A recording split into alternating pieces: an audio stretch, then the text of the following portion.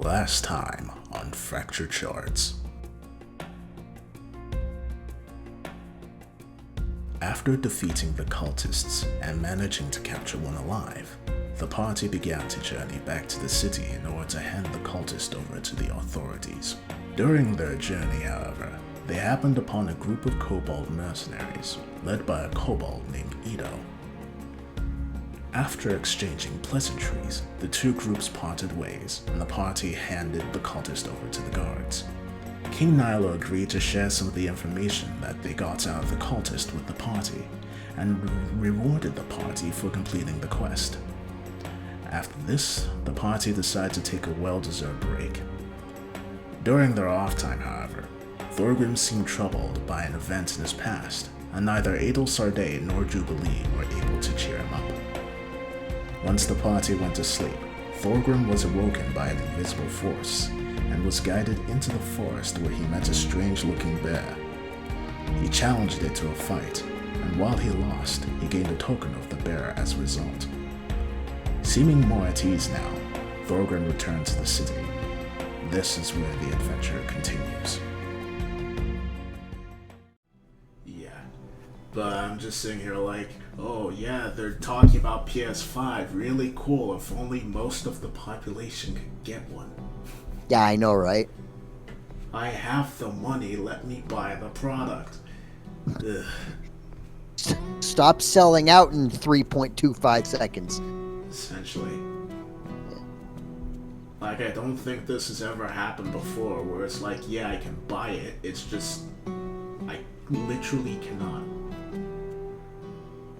I have the tools to buy something, but I don't have the thing to buy. Yeah.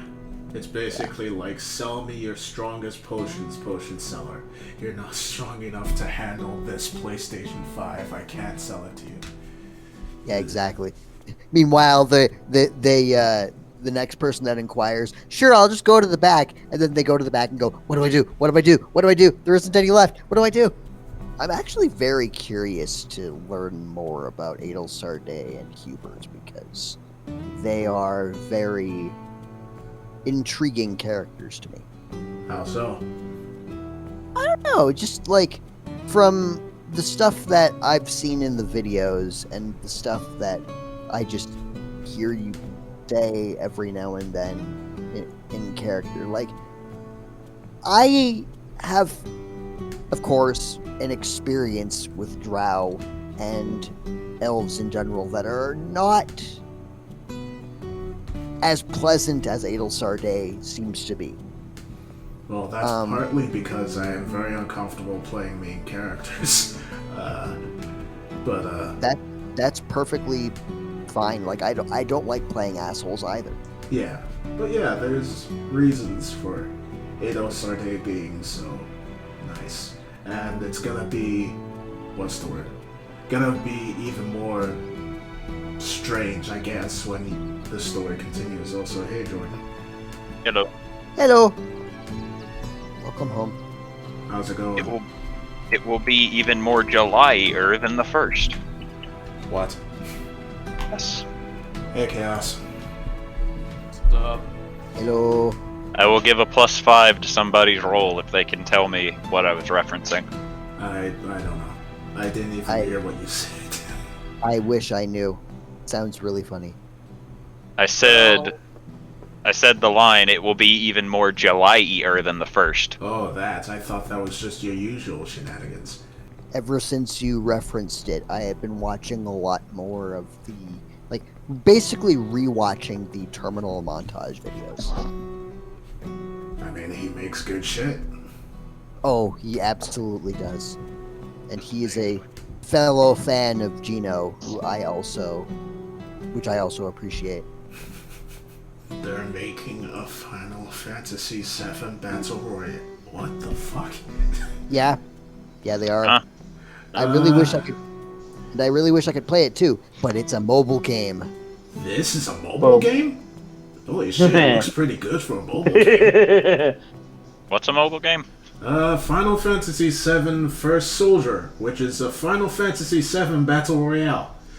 And it actually looks kinda interesting. Not that I'm gonna play it because fuck that noise, but This I is mean, toned down. cool, but I didn't ask for this. Alright, play that music and What music? such. Oh, yeah, that music. You're the one running the music, motherfucker! I'm sorry, I'm tired. Are you okay, man? Do we need to... Honestly, work was a killer for me too. If you need to rest, let us know. This is my rest. What are you talking about? Hey, Jor, have you fixed the bullshit meter yet? It should be going off right about now. What are you? Nah, every time he talks, he breaks it, so I just gave up. What the fuck? We don't typically do a recap during this session anyway. No, that's shit you add in post. Yeah. Yeah. Yeah. Along with the Nope. zooming in on every single time Jordan decides, oh, I'm just going to taunt Zojin with a goose. I still need to watch the rest of the second episode just because I need to see all the edits. Well, technically it's the third episode, even though it's session 2. Weird. So I just go by sessions. I mean, we did have a session 0, so technically, this would be, or that would have been session 2. We're on episode 4 right now, but actually that's a bad idea. Actually, if Zojin wants one of us every once in a while to just do our own version of the recap, you'll just have to type the bullet points, and then we'll just tackle them one at a time. It's fine. I don't know. I just like the idea of doing it. Yeah. And then there would be my version of the recap. That's part of the reason why. The almighty Mega DM allowed them to live. Hey, it would actually. Hey, the audience might appreciate our own versions and twists. Get to know us a Start, little get in better. roll 20. Yar, Thorgrim I'm trying drank to and figure out included. why my dark mode UI thing isn't working. You drunk? No, I just woke up. I want to be drunk. Don't worry, I don't have any Dane Bramage. What's Bane Damberge? Mother of mercy. There is no mercy here. Mercy is Only- for the weak. There is only Zool. And punching. I like how Thorgrim is the father in D&D, but outside D&D, Zojin is just the mother tired of all her children doing this bullshit. I'm not sure if I count as the team mom of this little group. Sure you are, and Jordan's the fun uncle. I would be more the dad that lets you get away with everything. Exactly. Yeah, I'm the team. Oh my I'm God. the team Yeah. dad of the group. What? How do I fix it? Fix what? What? Hold on. Okay, I fixed it. Fixes problem that he cannot mention on stream due to 18 plus reasons. Make scared noises instead.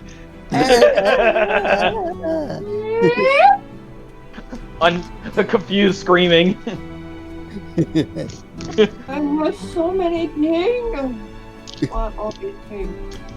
Okay, are we ready to get started, gentlemen? Oh, I can continue shit posting all night if we need to. Let's I please am. get to it. I'd like to drag in some dungeons, please. I'm ready to bear the consequences of my actions. Ah. I hate you. Oh. Zoj can barely stand what you're talking about. I hate you too. Wow, I'm sorry, this has turned it. I'm sorry the This puns is- are so grisly. God damn it! There's You stole no- my joke. Zoj, there's no reason to be so major about it. It's funny. You and Jordan, you and Zoe are just so polar. Oh God, polar opposites. Exactly. I'm just going to, lie here and disassociate until we start, thanks. No. Guys, there's no need to panda. It'll be a complete pandemonium. Oh God. Pandas? What? I don't think Scorp's paying attention, guys. I don't even know if Scorp's aware. Panda. I want to become the panda. Why did I decide to not be a druid anymore? Because You sure you like you're to not fuck drunk? with. I think he's high. No, I just woke. Dude, you called me and it woke me up. You were supposed to be awake an hour ago. I didn't manage to wake up. Clearly. Also, I have chicken nuggets. I'm going. Alright, so I'm gonna force this start. Thank you. Oh my. Force restart.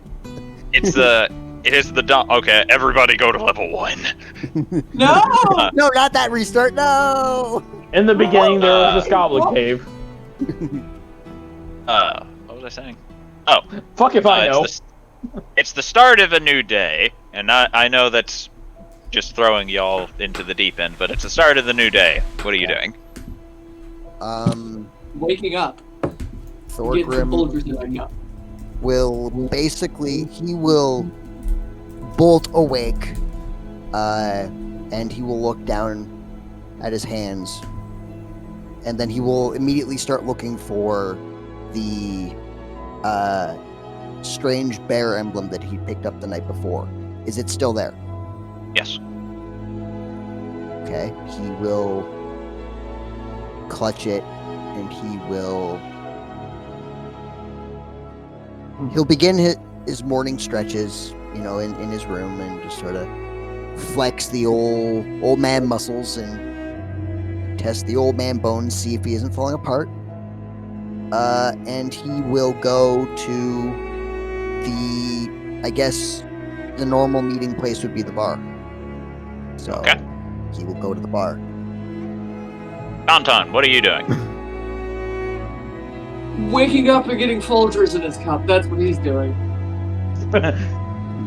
Coffee. Coffee. Alright. Jubilee. I'm gonna actually do something fun for once. Since I gotta share a room with him, I'm gonna try and interrogate him. Sorry, brain kind of failed me for a moment. Hold on. Hubert. Hubert. I literally turned to the page to look at the name, because I wrote it down.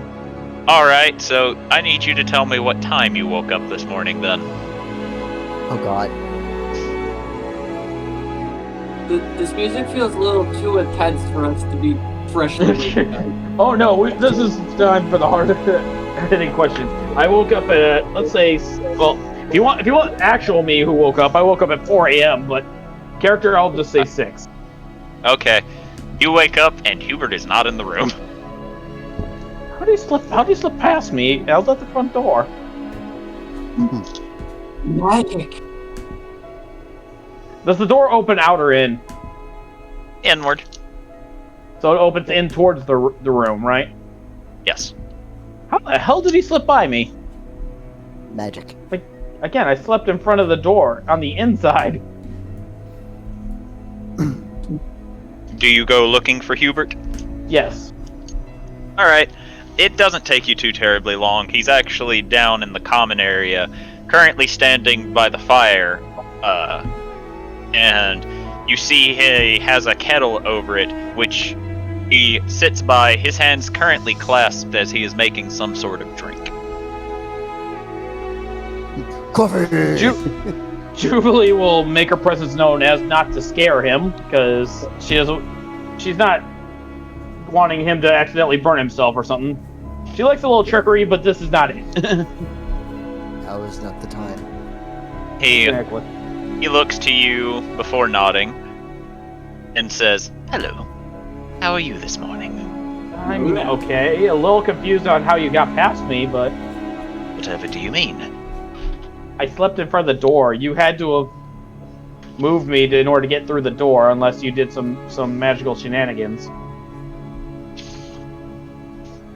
I am still uncertain as to what you mean.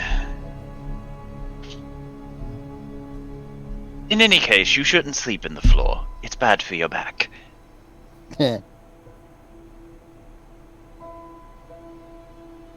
What, are you gonna start trying to do the same as Adel Sarday, too? Am I gonna have to be babysat?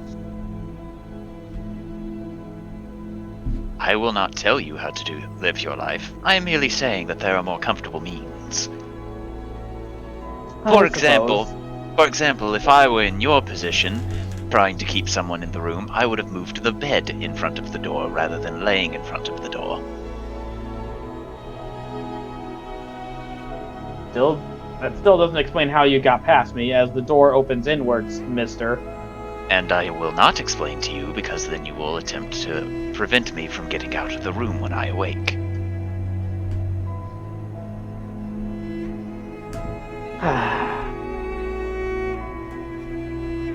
I'll remember this. But in any case, that's not why we're talking. I really want to know, why is it... I mean, I know you and Adel Sarday are friends, but why is it you're just friends at this point? Do you not feel anything more for her?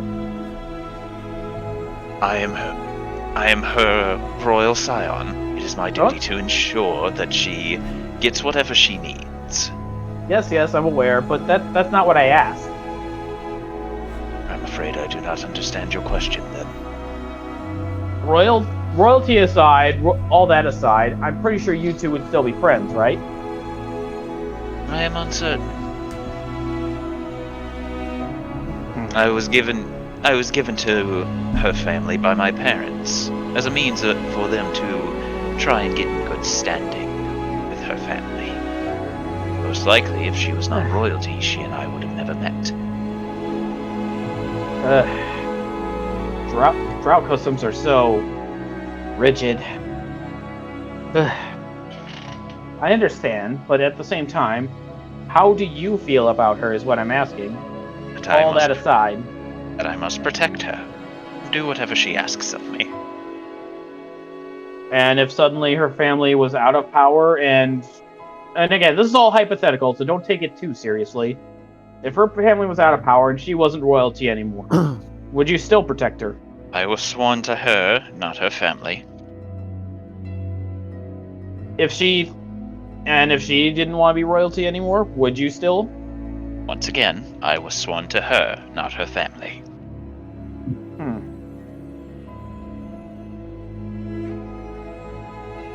So if you're saying that, I don't know, if you're somehow unsworn, you wouldn't follow her anymore?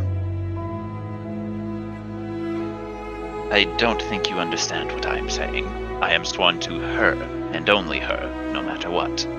Yes, I said if you were unsworn, if that didn't stop you, that would is you not stay? the case. I have already been sworn, thus I will never be unsworn. You Drow are very bad at hypotheticals. I am only half Drow.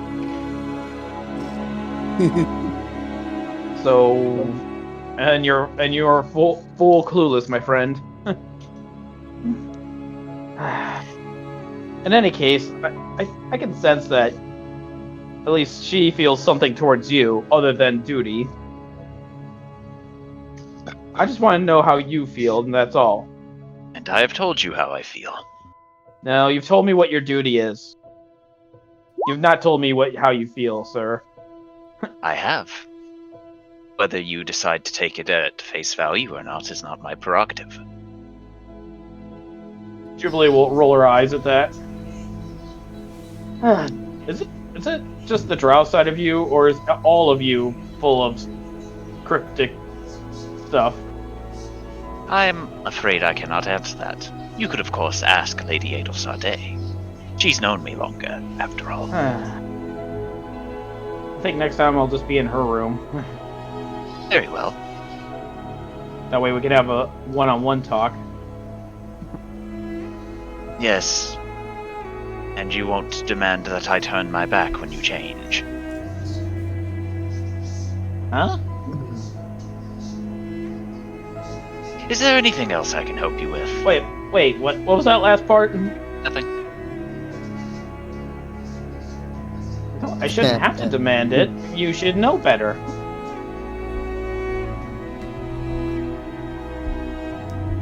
He just keeps his hands clasped in front of him as he just watches you.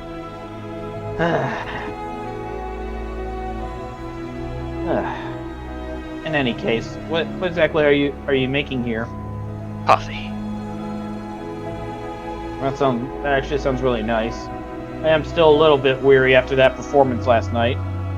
Would you mind if I had a cup while we wait for Adel Sarday to wake up? Of course not. Though I must warn you, it is a bit strong. Sir, have you seen what I am? Something a little hot and strong like that's not gonna really bother me too much. He then takes the pot off the fire, pours you a cup, and offers it to you. And she'll gladly accept it. You take a sip. Yes. Roll a con save. Okay, they're strong, and then there's trying to poison me. I'm half demon. How is this affecting me? Because you're not resistant to poison. Yeah, you drink it, no problem. So I just kind of, she sips it, then kind of, that's pretty good. Lady Adel Sarday should be up any moment, he says as he makes himself a glass.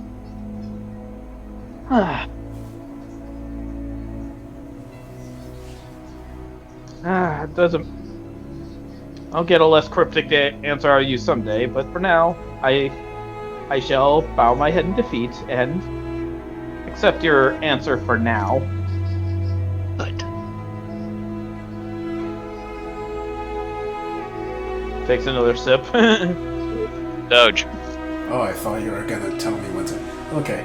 Adel Sarday will soon enough head down the stairs. You see Hubert and Jubilee sitting together drinking coffee. Ah, hello. Hello, my Morning, lady. Adel Sarday. She'll then take a seat nearby. Would you care for some coffee? Yes, please. He will then pour you a cup. She'll take a sip and smile. Ah, perfect. I'd have to disagree. I think I burned this batch. No, it tastes fine to me. It is a little on the strong side, but nothing I can't handle. Impressive, I suppose. Just takes another sip. Anyway, what's on the agenda today? I figured we would finish our drinks here and then attempt to meet with everyone at the bar. Yes, that seems like a wise course of action.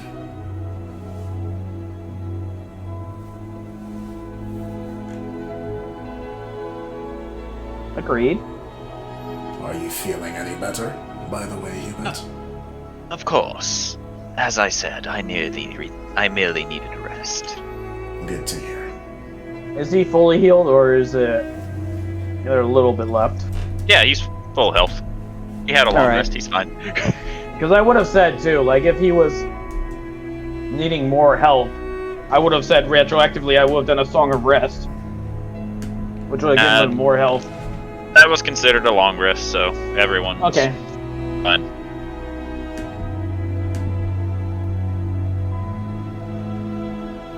Well then, once we finish our morning brew, we should head to the tavern and see how the boys are doing.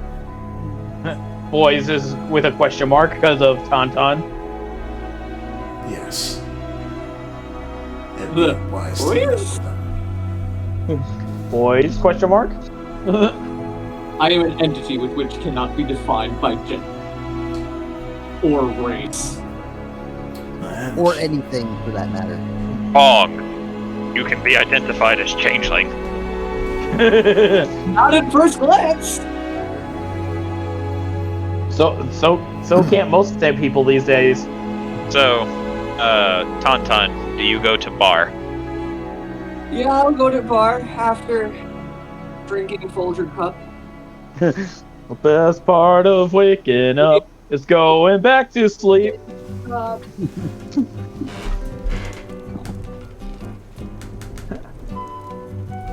at Le Croc. This is just our hangout spot now. Basically. More or less. This is our hub. Well, in the Twilight Kingdom, at least. What's all the hubbub? Hubbub at the hubbub. Bruh. Anyways.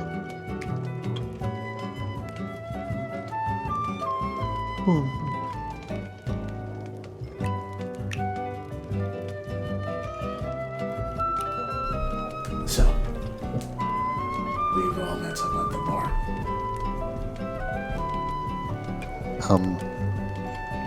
Does any of you greet Thorgrim on the way, or when they entered the bar? Hubert will say hi if he sees you. Well, Jubilee will definitely. well, So those, they will. those of you who look upon him will notice a few changes. Thorgrim looks a little stockier, a little thicker. Extra thick! Since yesterday, and in both his beard and his hair, there are now a few streaks of silver. Almost a white, that are present within his rather unkempt visage.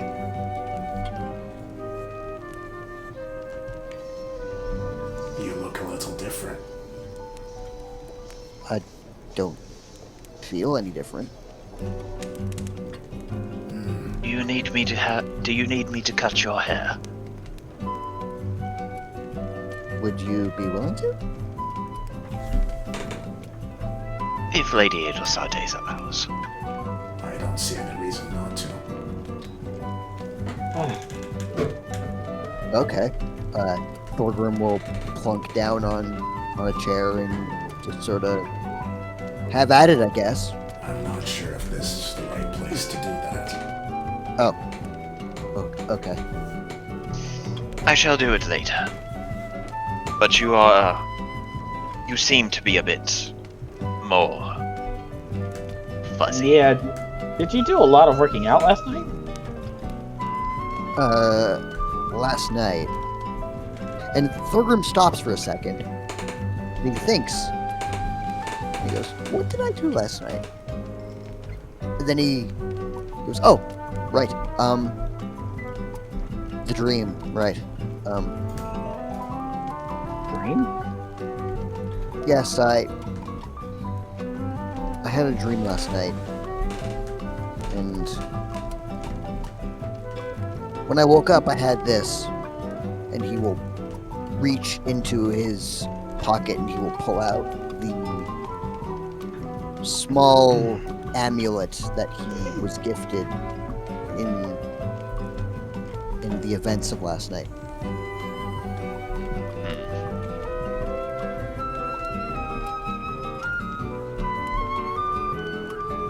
If you received something from your dream, then I don't imagine it was a dream.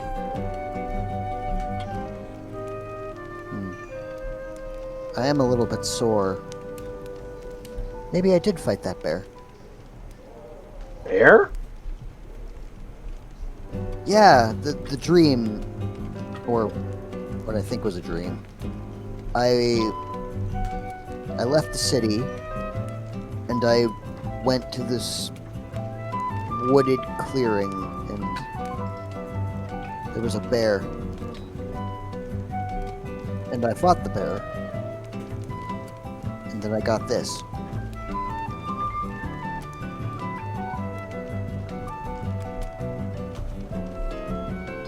Well then, I'm gonna...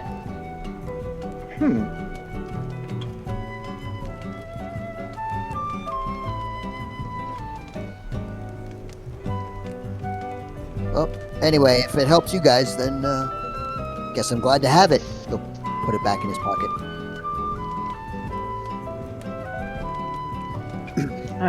What's with the men in this group and not being able to do anything for themselves? Hey, I resent that. You're also Sir. really the only man. I mean, Adel it's there. Sarte But points to Hubert. Jubilee just giggles. I don't really count him as one. He's part elf. For all I know, he's still a kid. Jubilee starts laughing. Adel Sarte just raises an eyebrow to this. Thorgrim just takes a drink and he's just like,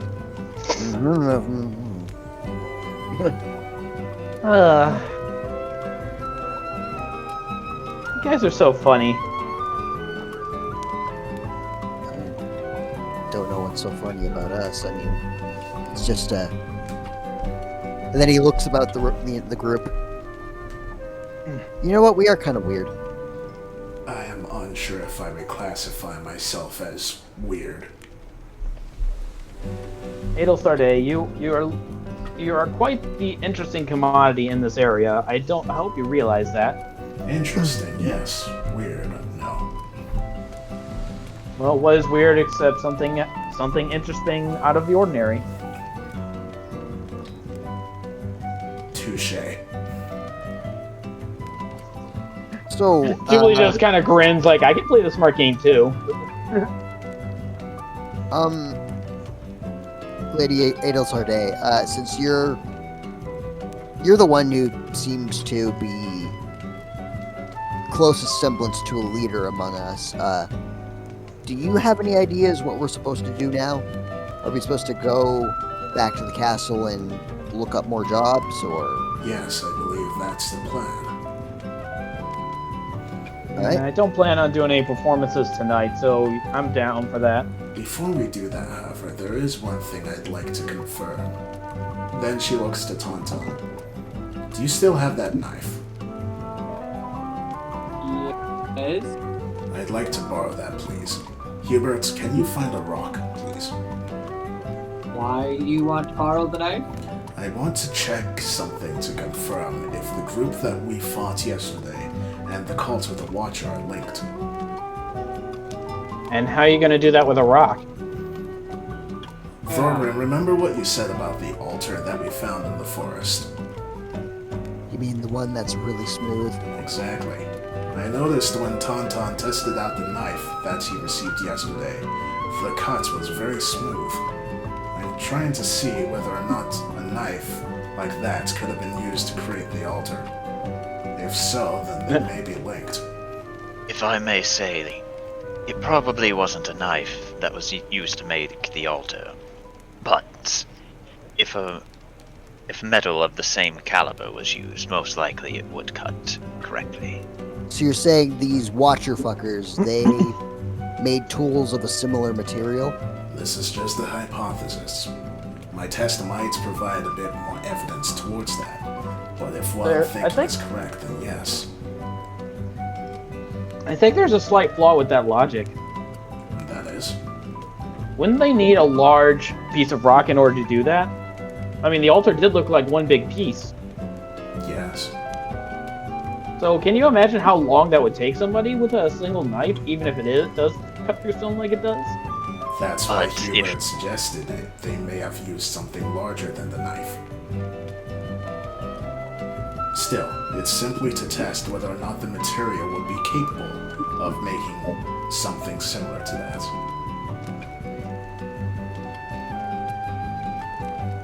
Jubilee shrugs and kind of pops over the railing real quick to look for a rock. As she does, Hubert just immediately lifts one up to you. Thank you, Hubert. Jubilee peeks up over the rail, show off. Tauntaun, may I borrow your knife? He's gonna hand the knife over. Alright. Do I have to roll anything to try and make like a smooth slice across the rock or something? Yes, you have to roll to hit. Alright. What the hell would that even be? You roll a d20 plus your dexterity modifier. Okay. Hit that rock. 15. Yeah, that'll hit. Alright. What's the cut look like? It looks very smooth. You're not entirely sure where it went because you don't actually see any pieces fall to the ground. What? But Okay. it is smooth. Okay. So, Edo Sarde will stare at this while handing the knife back to Tauntaun. Hold on. Before you hand it back, can I try something? Of course. I promise, Tauntaun, I'll give it back. Can you? I also have that piece of the rock that you got left. She'll hand both over. Now, instead of like swiping the knife through, I'm gonna just try to slowly push it through and see if it'll actually shave the little bit off instead of just cutting it. You slowly cut, and you notice that that you are cutting through the rock, but once again, you're not seeing any pieces fall off. So the rock is smooth, but the piece that we cut off seems to have disappeared. That's Is frightening. Is it, like, disintegrating the rock? Either You that don't know. or transporting the piece somewhere else. Either way, whatever enchantment is in that knife is very strange. Well, I have another thing then. Back at the altar, DM, remind me, were there pieces on the ground? You didn't look for pieces on the ground, so I'm not giving you that. I think we might need to check the altar again. I can tell you this much. When we looked at the altar, I remember that was very smooth. The only fissures in it were due to it being old. When Tauntaun searched around it, he only saw mushrooms and the like. He didn't see anything that were like pieces and whatnot. But we weren't looking for them at the time. Well, we can... If there were like little small rocks around it, that means this knight couldn't have made that. Or anything like it, because the pieces would just vanish into thin air. It would be good to double check then. And plus, my theory of if you did it slowly, you could smooth it out without just making any wrong cuts. And she'll hand the knife back to Tauntaun. Tauntaun is going to put it back where he was keeping it before. Yeah, mostly what I wanted to test to see if you could actually finesse it, or if you had to actually force it to cut. Use force, because if you had to use force, I can imagine how hard it would be to actually make something that precise. Depends on the person that made it. Oh, of course, but again, if these cultists don't seem the most, well, finesse-driven. I mean, it was a very smooth, very long series of steps, so you'd think there'd have to be some level of finesse for that. And these cultists don't seem like the finesse types. Well, then who do you think it would be? Well, they did say the cult of the Watcher would be the ones for the shrine, so maybe we're dealing with two different sets here. Think they're in league with someone else? Well, Again, it's just a theory, though. we cannot forget that Nilo did agree he'd share some knowledge that the guards received from the cultists. Well, maybe we should check in with King Nilo then and get an update. Indeed, and while we are there, we can check for any further quests. We can take one, and while we travel, we can go take a detour back to the altar to take a look. All right. Alright. Alright. If anything mean and beast-like gets in our way, I'll punch it for you. I'm not really big on the smart stuff. I'll let you guys handle that. Well, I'm good at distracting things and helping you guys out. I do need to find a good dead body. What? Everyone just stops and turns to Tauntaun. Yeah, I don't Sarde especially- just slowly stares at Tauntaun. Thorgrim basically Blood is dead, does like Thorgrim basically does like that really stiff swift turn like in cartoons, complete with the And Jubilee just slowly turns her head towards Tauntaun, just eyes bugging out like, what the fuck? I said find, not make. Why? That doesn't make it better. It does make it better. I'm not killing something to do with it. That depends on what you plan on doing with the body. You're still raising a dead body. You don't know that, Thorgrim. What? Oh, maybe. Isn't We that did what- talk about the dagger in the anime dead thing. Yeah, Tauntaun hasn't told you what the dagger can do. Oh. Yeah, all you know is that it's a really sharp dagger. In any case, even then, we're all just very concerned at that point. Yeah. What? A body? What the fuck? Look, I got some new little techniques I've been granted, and I want to try them out. So you want to find a dead person to test your new toy or whatever ability you have? Well, it kind of needs a dead body, yes. This makes things even more concerning. I talked to a magic talking cat. You should have been concerned. Yeah, Adelsar Day, I'm scared. Thorgrim's- Fear of the unknown is understandable. Thorgrim's hands tense into fists. We are not finding any dead bodies. I mean, I don't know if we could say that much. Listen. Yeah, we are trying to investigate a cult here. Dead bodies are kind of par for the course. We are not deliberately going to look for a dead body. How's that? I never said deliberately look. I'm just saying that with you guys, we're probably going to find. He has a point in that we're going to find one. It would be disrespectful to raise the dead. However, we cannot completely throw away that it would be a useful tool, despite how much I loathe to admit it. Nonetheless, this is still a hypothetical situation. I suggest we not get into a fight over it. Let's simply continue our plan for the time Thorgrim being. will get up out of his chair and leave. All right. Elsarde frowns slowly. Tauntaun, as much as you say that, it's really not a good idea to just blurt things out like that without thinking.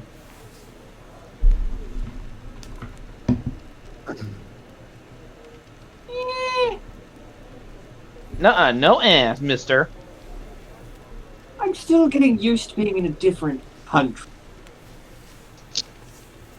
I can understand that much, but we are a team. It'd be best that you not upset your teammates as much as you can.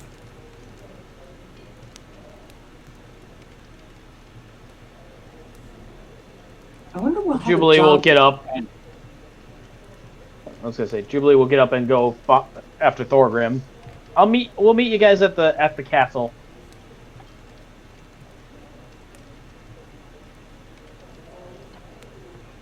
Why does everything look very low resolution?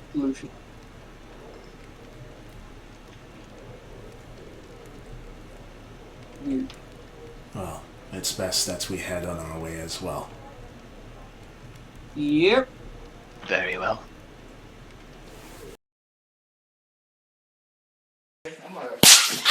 So where's Thorgrim going? He's going to the throne room to meet up with Nilo like everybody else is, but he is going in a rather abrupt huff. Thorgrim, hold up. Jubilee says, running up after him. What?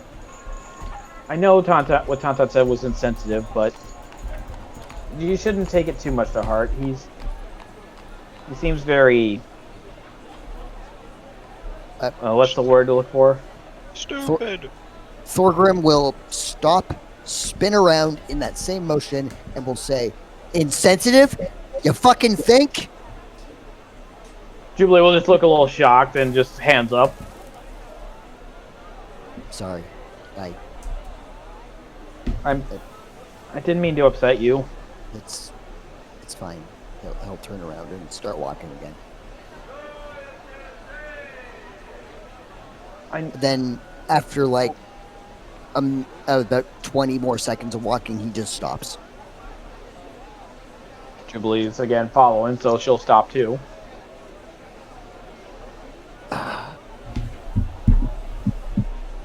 Shouldn't be so flippant about the dead like that. I agree. And he is kind of in the wrong in this situation. Those were people. Every dead body was once a person.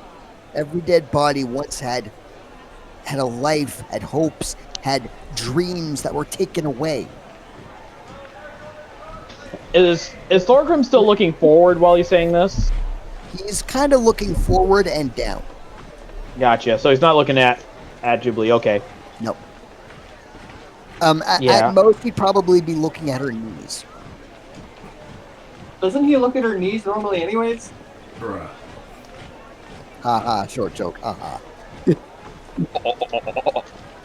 Oh. Ooh, let the French in here. The French always come. We. We. Anyways, back to serious moment. Yeah. I do not Again. speak baguette, I just make baguette noise. Well, Jubilee's not saying anything right now, and until you turn around to look at her, I'm not going to describe what's going on. He will. I suppose after a moment of staring at, like, her ankles, he'll look up very slowly. We'll see right There right are now tears she's- in his eyes. You'll see she's not actually looking at you. She's looking away, but you see she's holding her right arm, like left hand holding right elbow, arm area. Oh, yeah. And she looks, for the first time ever, you see her looking very sad. Well, now they're both two sad sacks in the middle of the street.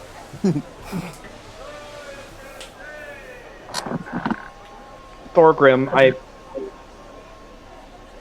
I don't even know what to say. I mean, you're right. Lives shouldn't be taken lightly. And you see, as she's saying that, she's gripping her arm even hard. It really shouldn't be. She's having a hard time finding the words right now.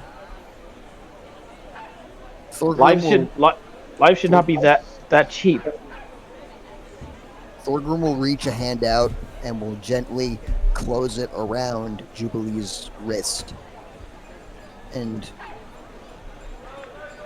he'll take a deep sigh. Jubilee will look back at him. I hope.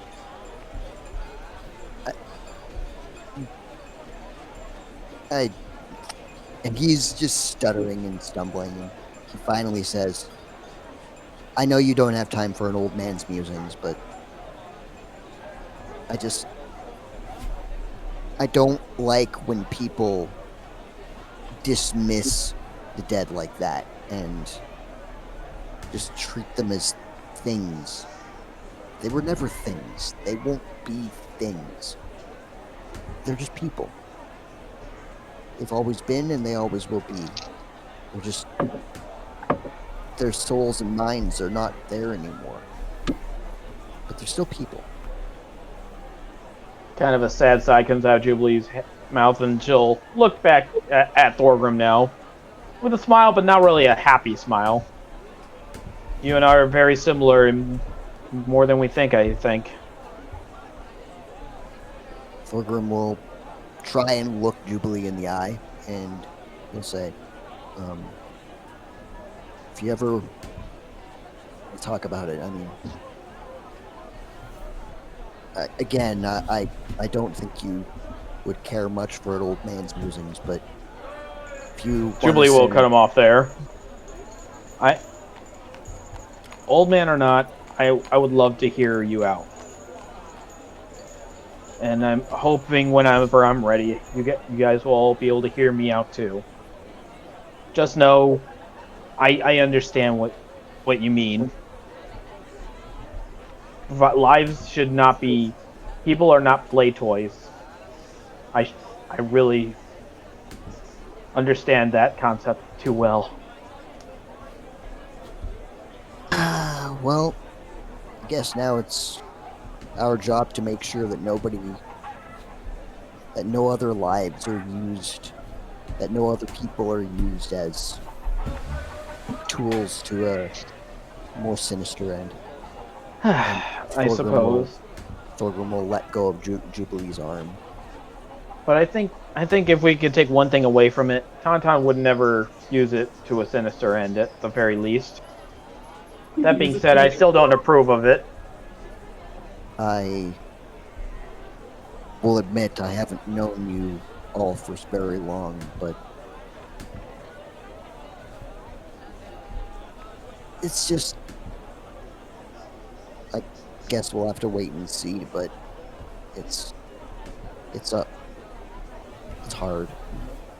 I don't want to imagine a world where people I consider my family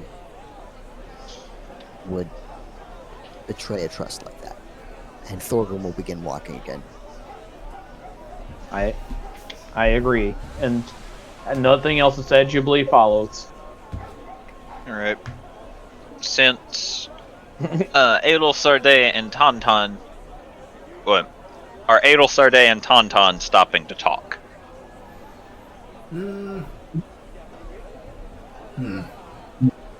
If they try to talk to Tauntaun, Tauntaun's going to keep the conversation moving.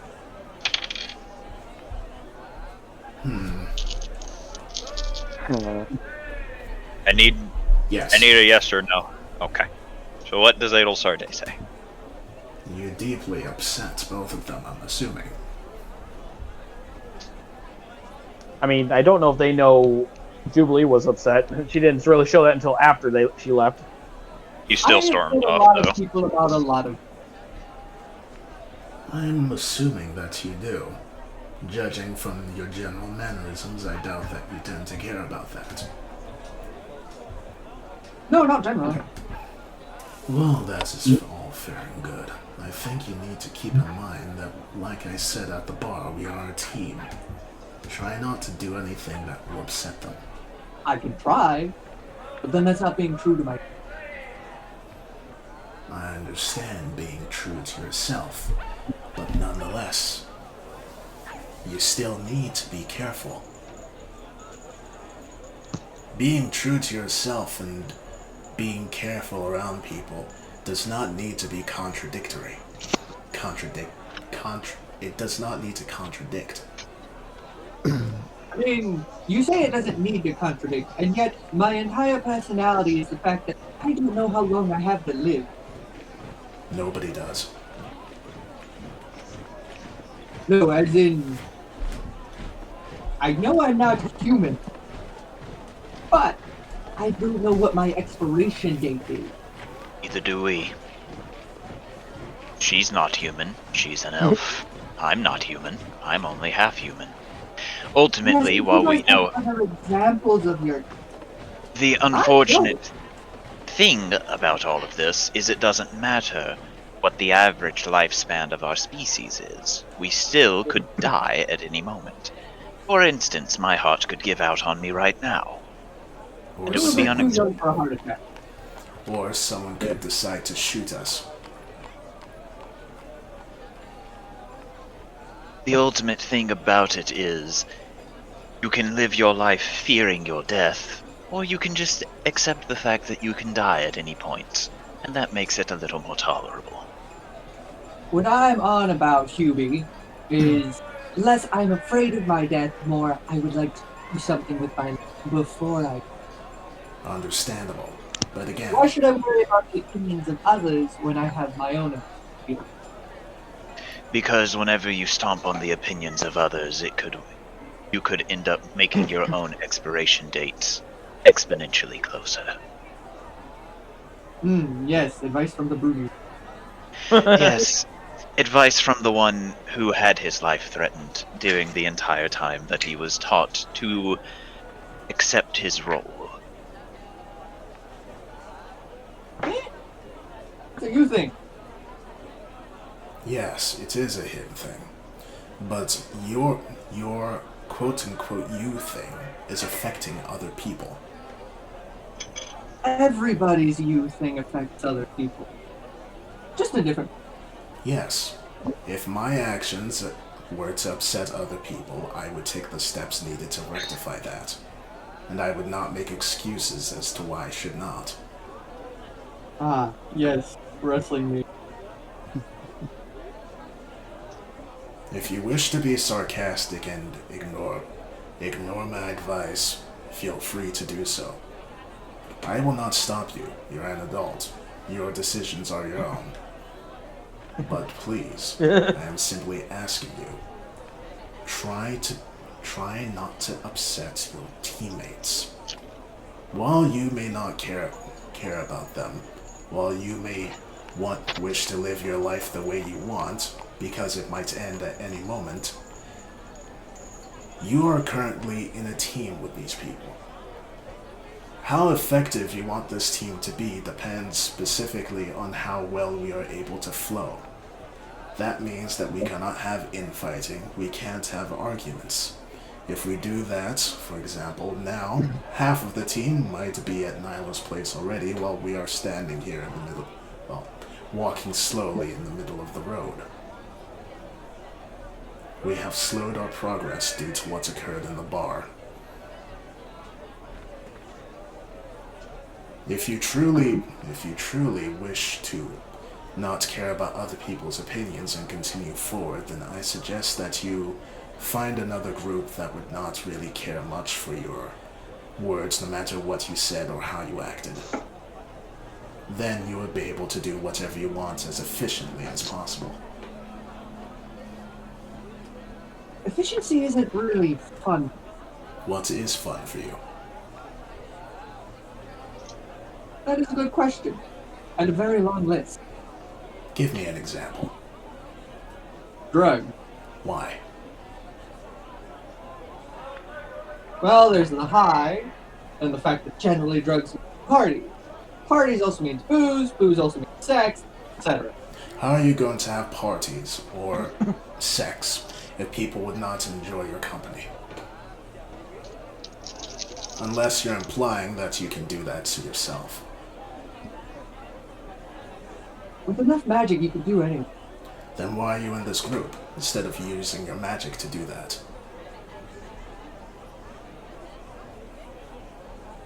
That is a fair point, and not a question I want to answer. If that is a question you don't want to answer, do not force a situation where it needs to be raised again. Now, let's head along. The only reason I don't want to answer this question is because I never actually wrote a reason for why he actually came out. Yeah. He's just making this bullshit up as he goes. Pretty much! Aren't we all? I like it, cut G. Alrighty, so Thorgrim and Jubilee, you make it to the castle first, and you find that Nilo is not alone. As a middle-aged man is currently in deep conversation. He looks very scared and almost like he's frantically explaining something to the king.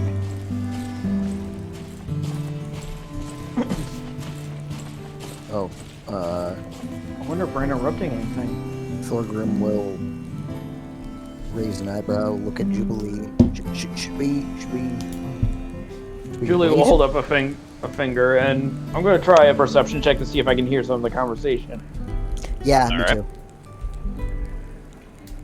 I wish I had advantage at that point. Yeah, I know, right? 17's pretty good nonetheless. Yeah, but nat 20's even better. Okay, it's not hard to hear. He's not trying to keep his voice down, and he's saying, "Something is attacking our wood mill, our lumber mill. They're in the area where we chop down the trees. I don't know what they are, but please, you have to help. They've been attacking my men." Thorgrim will and will walk up. Jubilee will follow suit. Any way we can help? Yes, I believe we can help you sort out your attacking whatever problem. You can? You're not mercenaries, are you? I don't have coin. Just tell us your situation and we will do the best we can. I am very good at solving problems that involve beating up something that should not be there. Me and my crew, we work at a lumber mill just outside the city. We were investigating some strange claw marks on some of the tree trunks. We were worried that a bear or something had come along. And while we were, these creatures came out of nowhere and began attacking us. And and it sounded like they were being led by somebody, and they captured one of my men. I don't know what happened to him, but I ran here as quickly as I could. What do these creatures look like? I don't know. They're so strange. I didn't get a good look at them. Just calm down and try to describe it as best you can.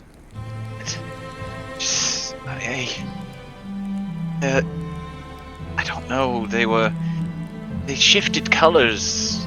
They had so many eyes and so many arms and multiple legs, and didn't even look like parts of them were attached to themselves. It was as if their heads were floating off their bodies.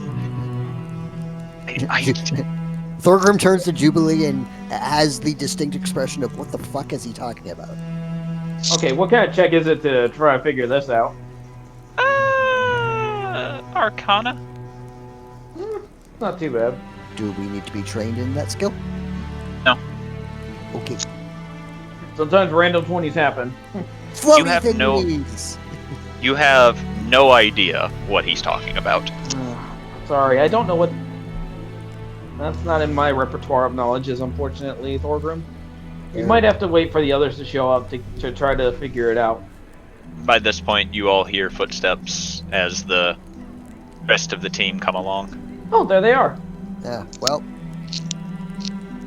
You want to recap, or should I? I can do it. Alright. Jubilee will wave at the rest of the group to come over. Yeah, Thorgrim's doing the, hey, get over here, sort of arm wave. So, gentleman here has a problem. Apparently some random beasts attack him and his fellow lumberjacks. Am I saying that right? Turns into the men. Lumber mill workers, yes. Yes. And he described them as having floating heads and shifting colors. Like multiple arms and legs. Anything that sounds familiar to you guys? Should I roll an Arcana? You need to roll a history. History, gotcha. Oh. I think I know what these are, but let me roll anyway. 12.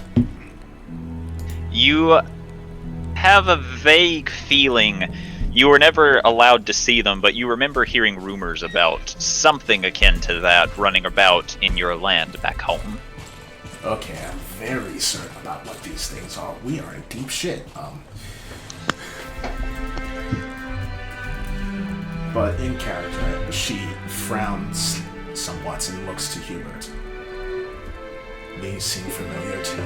That seems familiar to you too, right? Of course. She then looks to Nilo. Do we have permission to aid with this issue? Yes. Any assistance you wish to provide would be good, while I round up the necessary guard to go and assist with the situation. Alright. She then looks to the others. We need to get to this location now. And All right. She looks back to the lumberjack. Can you tell us exactly where your people are? He nods before giving directions to the clearing that it was. Thorgrim, you recognize this clearing. It is where you fought Bear. Oh, okay. Oh shit. For a brief second, I'm like, it's where the altar is. I'm like, oh fuck. God damn it. Thorgrim will snap his fingers and go, I know exactly where it is. Come on. And then he'll like run off, but then he'll stop, like, and you'll hear like as he like his foot skids in the floor, and he'll turn around and go, by the way, Mr. Lumber Mill person, didn't get your My name. Dave? Dave? Dave, did you, when these things attacked, did you see any men with dark cloaks running around? I heard a voice telling them what to do, but I did not see anybody. Did anyone have a symbol of an eye on their cloaks? I just said I didn't see anybody. Oh, sorry. The creatures were visible, but the leader was not. Alright. Okay. Let's get Good going. to know. Thank you. And Thorgrim will, like, run off. Alright. We'll be back, King Nilo, to try to get more information. Yes. Follow me. I Jubilee know will follow. exactly where they are. Yep. We'll be back. Woohoo. Alright. So, are you trying to be stealthy, or are you going in guns blazing? I'd rather be stealthy, but... It sounds like people are in trouble, so time's of the essence. Thorgrim is definitely not being stealthy. I think we Okay. should go in stealthy because, well, But Ilsar the doesn't know unfortunate- that there are hostages. The unfortunate thing here, Zoj, is I wasn't asking for a vote. I was asking who's doing what. Yeah, that's fair enough. Don't worry, You the believe- loud ones will cover for the quiet ones. Your opinion is noted, but unnecessary. Jubilee is going to be covering Thorgrim. Stay close Jubilee is to- Thorgrim's backup. Understood. Alright. I'll support you as best I can. Is Tauntaun going to say anything, or is he just going along with the motion of the ocean? What? I Yes, think you. that answers that question. I may have fallen asleep again. Uh-oh. I asked if you're doing anything special, or are you just going with the motion of the ocean? The motion of the ocean always does good. Alright. You need to wake up, because we're about to get into some shit. We're about to get into some fight. So- This is gonna be interesting. So, you all go along, and Thorgrim, you're the head of the pact with Hubert right beside you, as you push through the shrubbery and bushes into a very familiar clearing, and you see very strange creatures currently forming what looks to be a strange ritualistic area around a robed figure, currently muttering to himself with his arms stretched out, not seeming to pay any mind to you. And as this happens, the two closest to you all, which are these two here, you see their heads turn upside down as faceless features now face you before their body turns and their head rotates to what you would assume to be a natural position, as these two are now staring at you, not seeming to enjoy your presence. Question. Okay, that's just disturbing. The cultist. Can I see him, her, or they clearly? Yeah, you can see them fairly easily. What- You only see the top of their head due to the leaves of the fallen tree, but you can see a figure over there.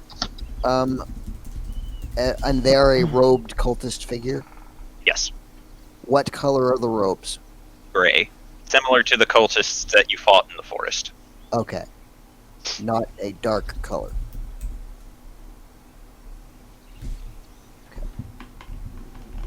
And Thorgrim looks excited for a moment, and then he just is weirded out by the weird upside down head things. That's disturbing. Yeah. Well, they know that we are here, and we need to take them... Well, they are very dangerous. We need to be careful. Where are they? Not things of this world. Can you tell us more? Not right now. I'll have to try and remember more. Damn it. Oh, I'm covering Thorgrim. Tauntaun should cover you two, because I don't know. Oh, wait! You forgot about Thorgrim will hold out a fist towards Hubert and go, "Alright, we got this, okay, Hubert?" Hubert will nod before pulling out his two short swords, Right.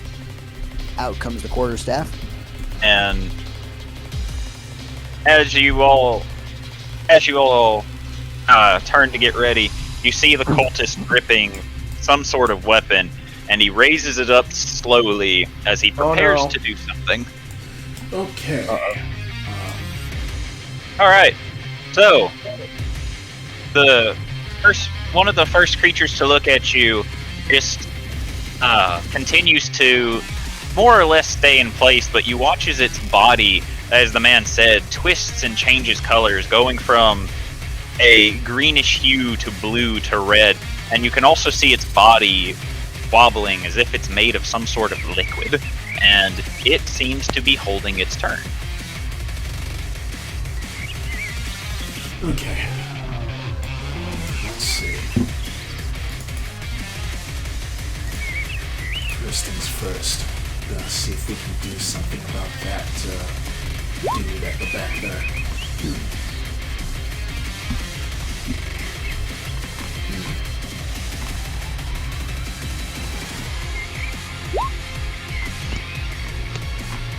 Yeah, I'm getting a little afraid now because weird, creepy things usually do mind stuff. Yeah. Yeah, and you're a fighting type. Fighting types are bad against psychic types. Oh, No! shush. Type advantage, no! All the way up until you have a psychic fighter. I'm going to fire a fire bolt, non-lethal, at the cultist dude over here. And let's see how this goes. Ooh, does that hit?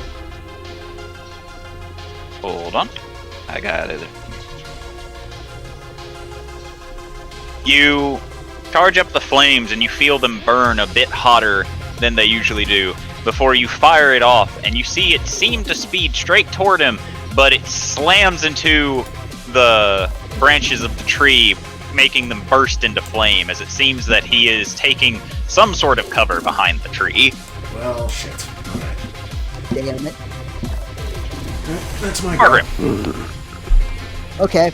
Thorgrim will look at Hubert and he'll say, "Hey, you're not the only one with a few new tricks." And Thorgrim will crack his knuckles and grit his teeth. And I would like to bear rage. Okay. And Describe it. Yes. Rage of the bear. His legs will part in the same way that they usually do, in a widening stance. And he will crouch down, and he normally has a fist out, because he normally solves his problems with the punching. But his fist will open up, and he will curl his fingers back into a open palm, almost like the paw of a bear. And he will, as he grits his teeth, the symbol of the bear that he has in his pocket will glow a bright blue and sort of shine through the pocket of his pants. And This is some Power Ranger shit. Yeah. Go Power Rangers. Exactly. And he will let out an earth-shattering yell, and even that yell sounds bear-like. As he will run as far as he can, doing the dash action. Boy, go bear. Here, I believe. If I remember. He's gonna fight him with his bare fists. Yeah. Oh, yeah. He's fighting everyone with his bare hands. All right. You have another So I believe I moves started on. here. Correct. Moves on to another one of the creatures, which once again takes no action toward the party, as all of them seem to just kind of be waiting it out, seeing what happens. As it moves on to Tauntaun's turn. Analyzing, preparing countermeasures. Tauntaun is going to bait some things.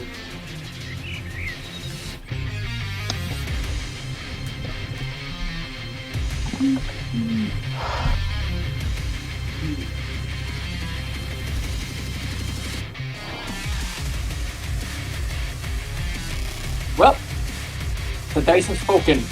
Yeeting ball at face of man. Okay. You have Spell Sniper, right? Yes, I do. That's a 240 range.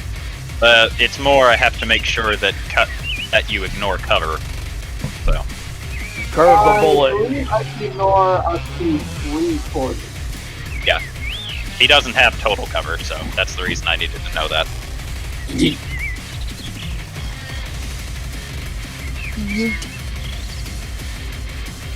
just delete this.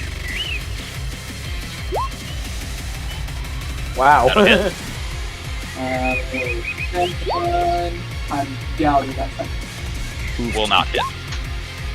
8 force. Alright. So, you charge it up your Eldritch Blast and you fire it, and you watch as it darts between the leaves before zooming straight at him, slamming him directly in the chest. However, he doesn't react, and you hear a noise closer to you as the closest one on the right goes, and you see it slowly beginning to disintegrate as it fades from view. What?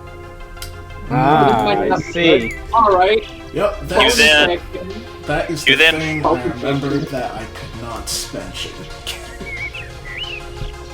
But what So I'm I do saying have was- one rather large question. Can I hold that ability despite it being a bonus action the spell slot to do?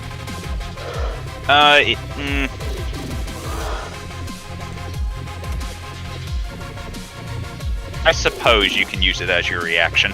Yes. Awesome. But I'm gonna hold that just in case something tries to get near me. Because technically, no, I'm not supposed to, but I'm nice, so I'll allow it. Hey, I have a way to protect myself. But yeah, as I was saying, that was the thing that I knew about these guys and remembered I couldn't talk about because that's mitigated. Yeah. Sorry, what? I'm not. I only half paid attention to that, so. Don't worry, he didn't say anything. Jubilee! Okay. Yeah. Okay. Gonna take a step forward, a couple steps forward so I can get in range. And Ah, on. shit. I didn't put Hubert on the initiative. Uh-oh. Oops. You might want to do that. No, it'll be fine. Don't worry, I put him on the initiative and he rolled a 2. Which, gets it bumped up to a 6, but Well, it tracks. Nice one, dude. Anyways, I'm going to get in range, and then I'm going to, aiming at his weapon, I do Dispel Magic. alright. 1 second. Again, the target is the object, not him himself.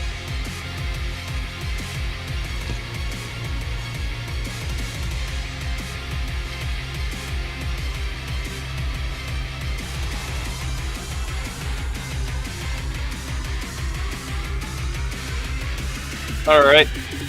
Roll a DC, or roll an ability check, so a D20 plus your spellcasting modifier.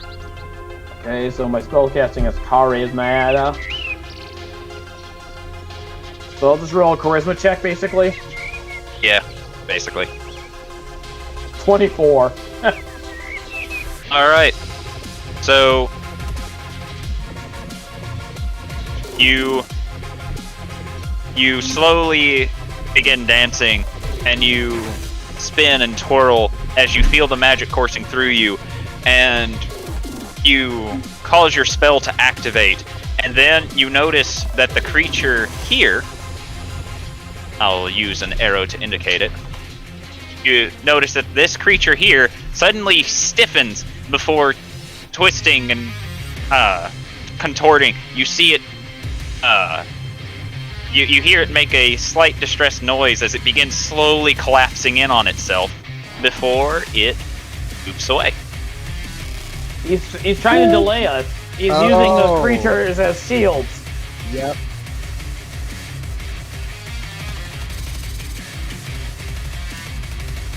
Anything else, Jubilee? Just calling out to the rest of them. Forget the creatures. Get him immediately. I can't dispel his stuff.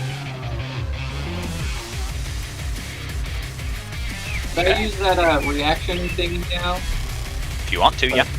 Yeah, cool. Well, technically, once again, no. You said you were going to use it if something got close to you. Oh, I'm sorry. But- I do it something else, actually. I want to give Bardic Inspiration to Thorgrim. Alright. But Thank you. you know what? Scorp, roll a D2. But first call out which one you're going to do. What do you mean? Which one? Call out which one's good. Call out 1 or 2, and then roll the d2. 2. No, you cannot. To answer your question, right now it's. I guess let's do that. So right now it's actually a D8. Oh, excellent. Alright. So, another one of the creatures continues just watching on as it doesn't take exaction, as it moves on to the cultist, who raises the sword up before plunging it straight down, and you hear a soft gurgle as he stabs into something you all can't see before he begins slowly cutting downward.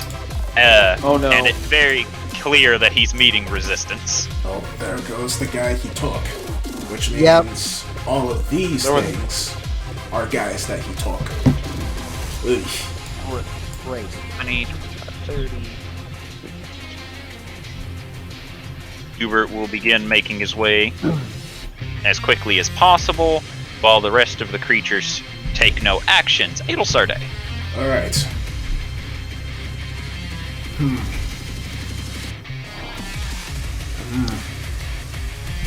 I mean, if more creatures are taken out, I can try again to disable the sword.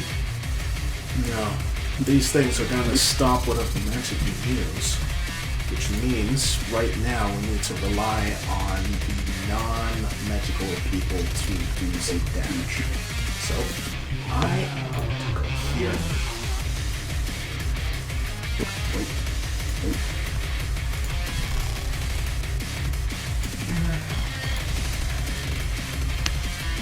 Okay. Alright. I am going to cast Bless on Thorgrim, Hubert, and Judy. Woo! I am blessed. Alright. So, Adelsarde walks forward, clutching the family crest that she was given, before slowly raising her hand as the magic spins off of it, before one orb goes into Hubert's back, one into Thorgrim's back, and one floats towards you, Jubilee, and slowly melds into your chest. And she says to Hubert, "Be careful.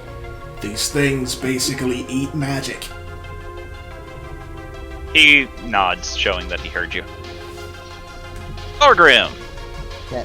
So, to recap, Jube said to go after the cultist and ignore the other guys, right? Yes. Excellent. I will do so. Okay. So that will require me to take another dash over here. And I will need you to show me the exact path you took.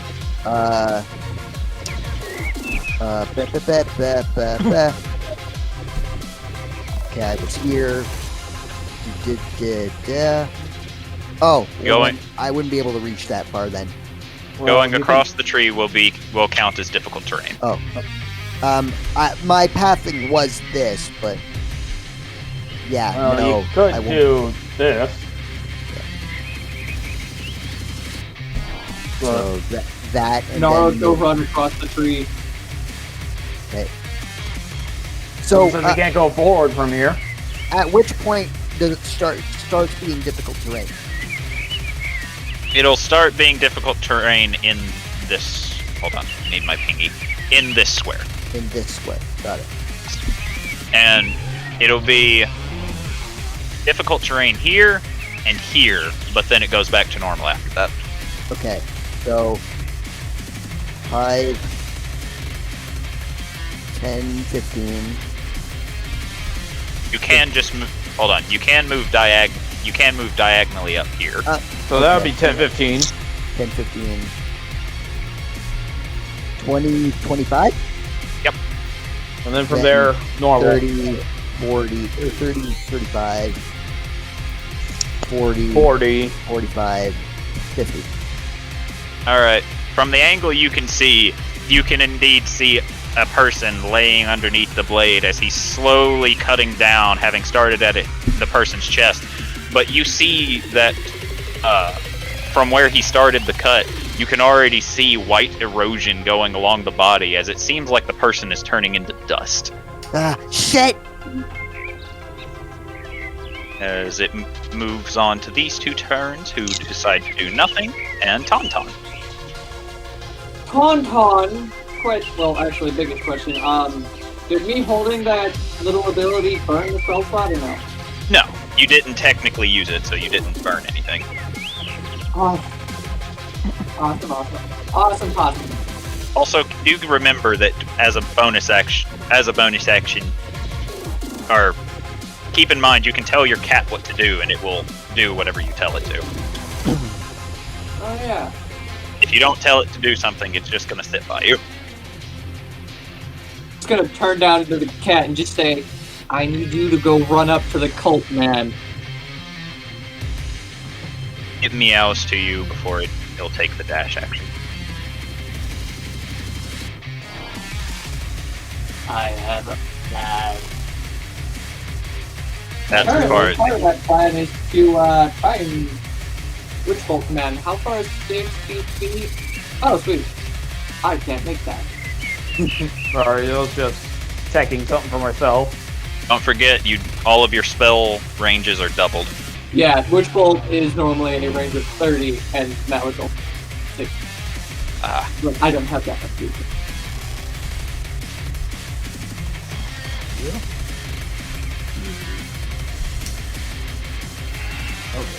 Okay. Also, it's not all spell ranges. It's spell ranges with an attack roll.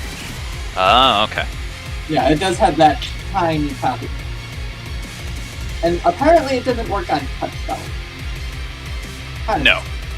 Because even if it did, touch range is literally touch, so you can't double the range of touching. It's 10 feet? I guess so. I don't know.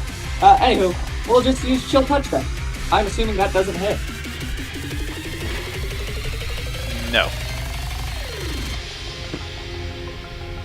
And I'm rather sad, my image didn't. The hand, your chill touch, you see it slowly reaching down to touch him before you feel a burst of mana come from the corpse as your hand disintegrates from whatever ritual this man is currently doing. Yes, I am just flavoring up your misses because I can.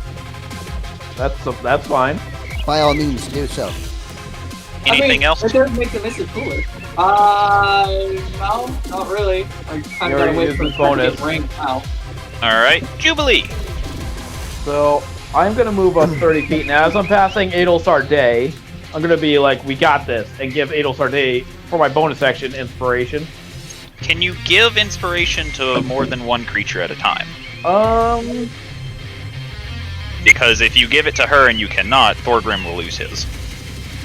Blah, blah, blah, blah. It does not say. It doesn't say. Yeah, if it doesn't specifically restrict it, then you can. Yeah, it doesn't say. I've got it posted down in the chat, so if you want to look at it. Like I said, if it doesn't specifically say you can only do if it doesn't have a sentence somewhere in there that says if you try and give it to another creature, the first loses it, then you can give it to as many as you want. Yeah, just keep in mind they both have 10 minutes to use it, so it's not infinite. All right, just making sure I move 30 feet. That is okay, and now I will cast another spell on our friend here. I cast Sleep. Alright. It's not really on him that technically will hit anything within range, but roll the dice. Well, it's focused on him first, though. Yeah. Ooh.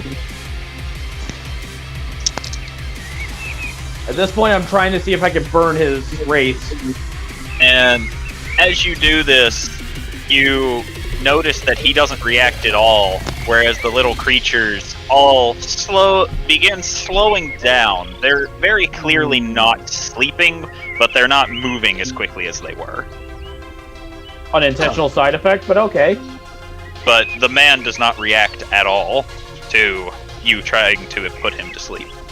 Alright, I think I did something to his buddy, so have at him.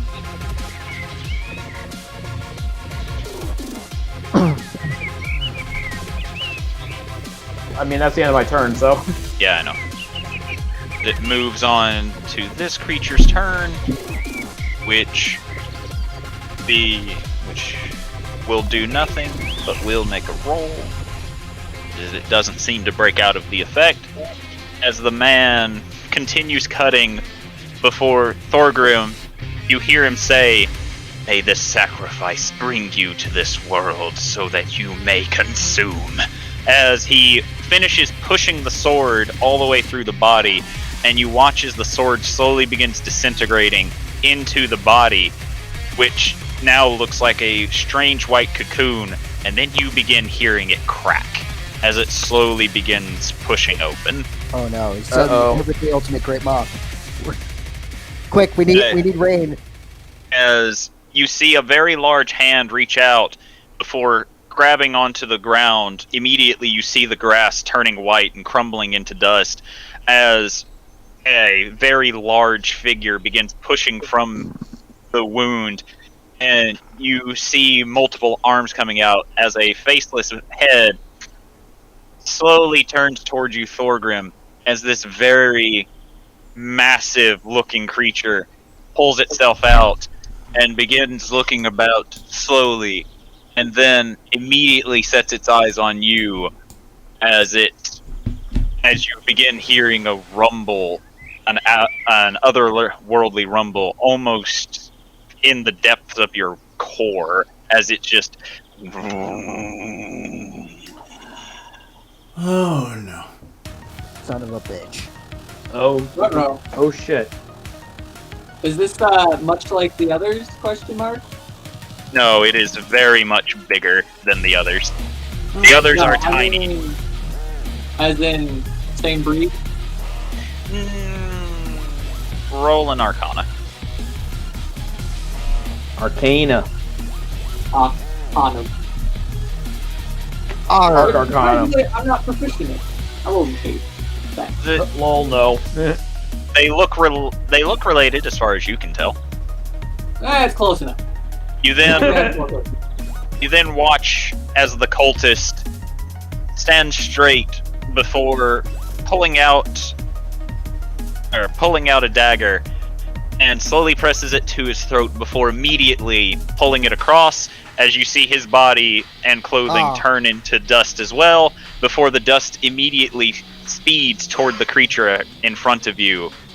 You see its body glow, as it seems that whatever he's done has empowered it. God fucking damn it. Oh, fuck. New plan, cat. Go to the big creature. We may or may not be fucked. Well, I think we are very fucked. Uh-oh, they're active now. Thorgrim, you begin hearing a and you turn around just in time to see the creature moving in slow motion before suddenly it seems to break whatever Jubilee did, and it skitters all the way up to you, almost within range to hit you, but it doesn't quite manage to make it. Hubert!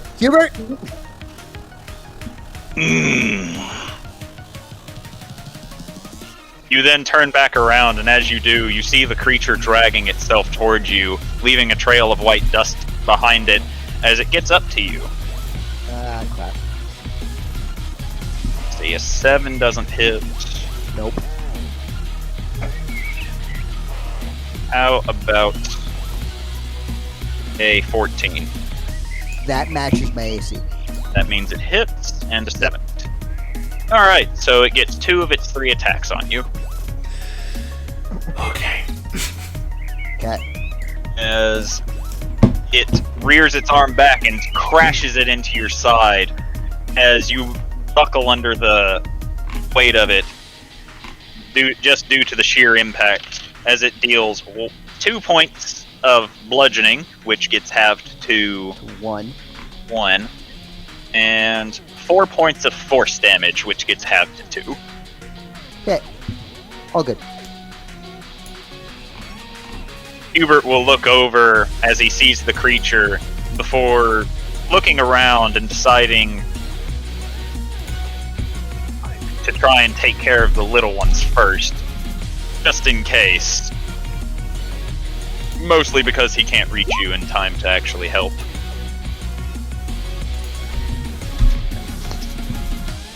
As he makes one swing toward the creature in front of him. Hold on, I gotta look up its... yeah.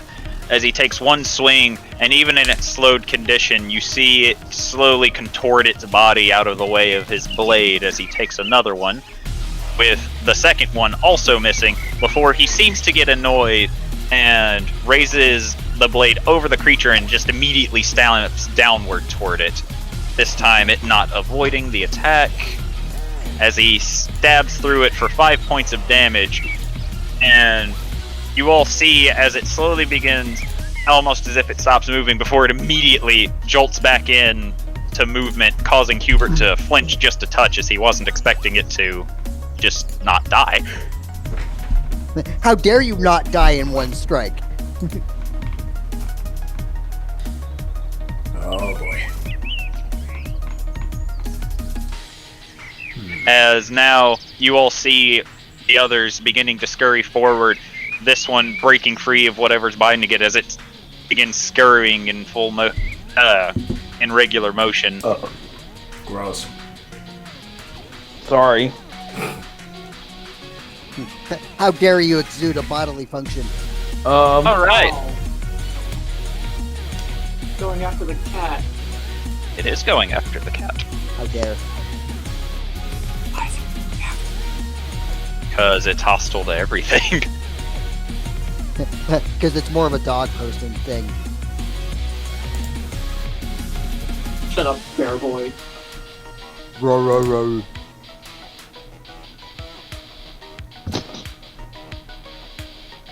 Alright, so it scurries up to the cat, which doesn't seem the cat was expecting this, as it tries to get out of the way before its tiny little nubbins swing forward, Nubbins. smacking into the cat. You see its fur turn white as it seems to be hit with whatever this, whatever type of damage it deals. The cat manages to stay strong, but it's very clear it's not hanging on by much. As it moves on to Adelsarde. Okay. What can I do? What can I do? What can I do? What can I do? A little help, please. Yeah, I'm aware. Working on it. Giant undead thing, help. I know. Okay. I actually Hang in don't there, know if it's Thorgrim. undead, but I'm We're gonna- coming. All right. Thorgrim will shout, "No, no, take your time, it's fine." I'm working on it. The one I tried to kill didn't die.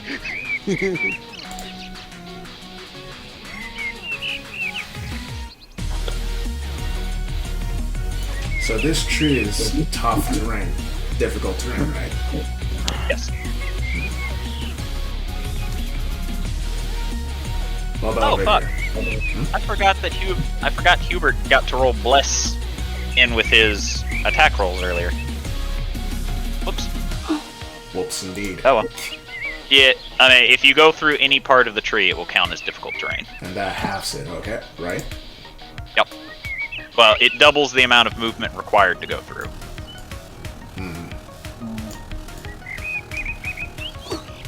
So, in the instance that you're talking about, it would be 10, 20, 30 to get here.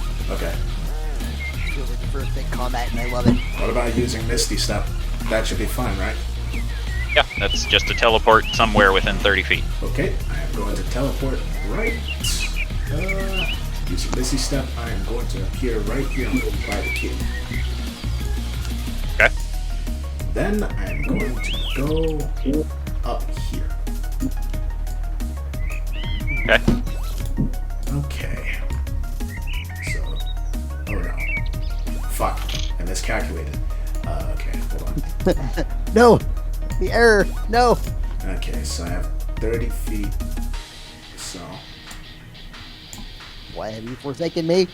nope, no, I can still do this. Maybe. Fuck, okay.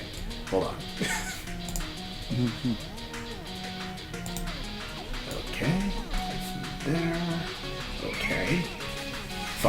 Okay.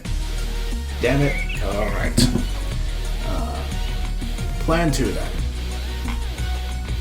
I am still gonna Misty Step, but after that, I am going to... So the cat looks in pretty... Wait, I can't see the cat. Never mind. Yeah, you can. Oh yeah, I forget. I can. Okay. Why wouldn't you be able to see the cat? I don't know. Okay. Can my cat go invisible and nobody ever told me?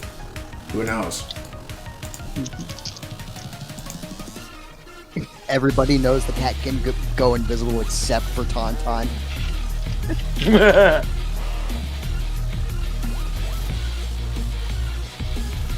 Tauntaun, what the fuck, cat? You're supposed Meow. to be my friend, my ally, my comrade. Meow. Alright. Yo. And Meow, go meow, to meow. Ed. Meow, bitch. Thorgrim, actually, how you looking? Oh, I'm still good to go in terms of hit points. But, okay. Well, the cat looks to be in worse shape at the moment, so I'm gonna help it out. Save the kitty. After that, I'm going to see if I can help you. Though, it was affected by what Juby did, so it can't be that completely immune to magic. At least I hope. So I am going to touch it and try and hit it with a ray of frost. Alright, Alright. that'll hit. Nice. There's Ray of Frost over there.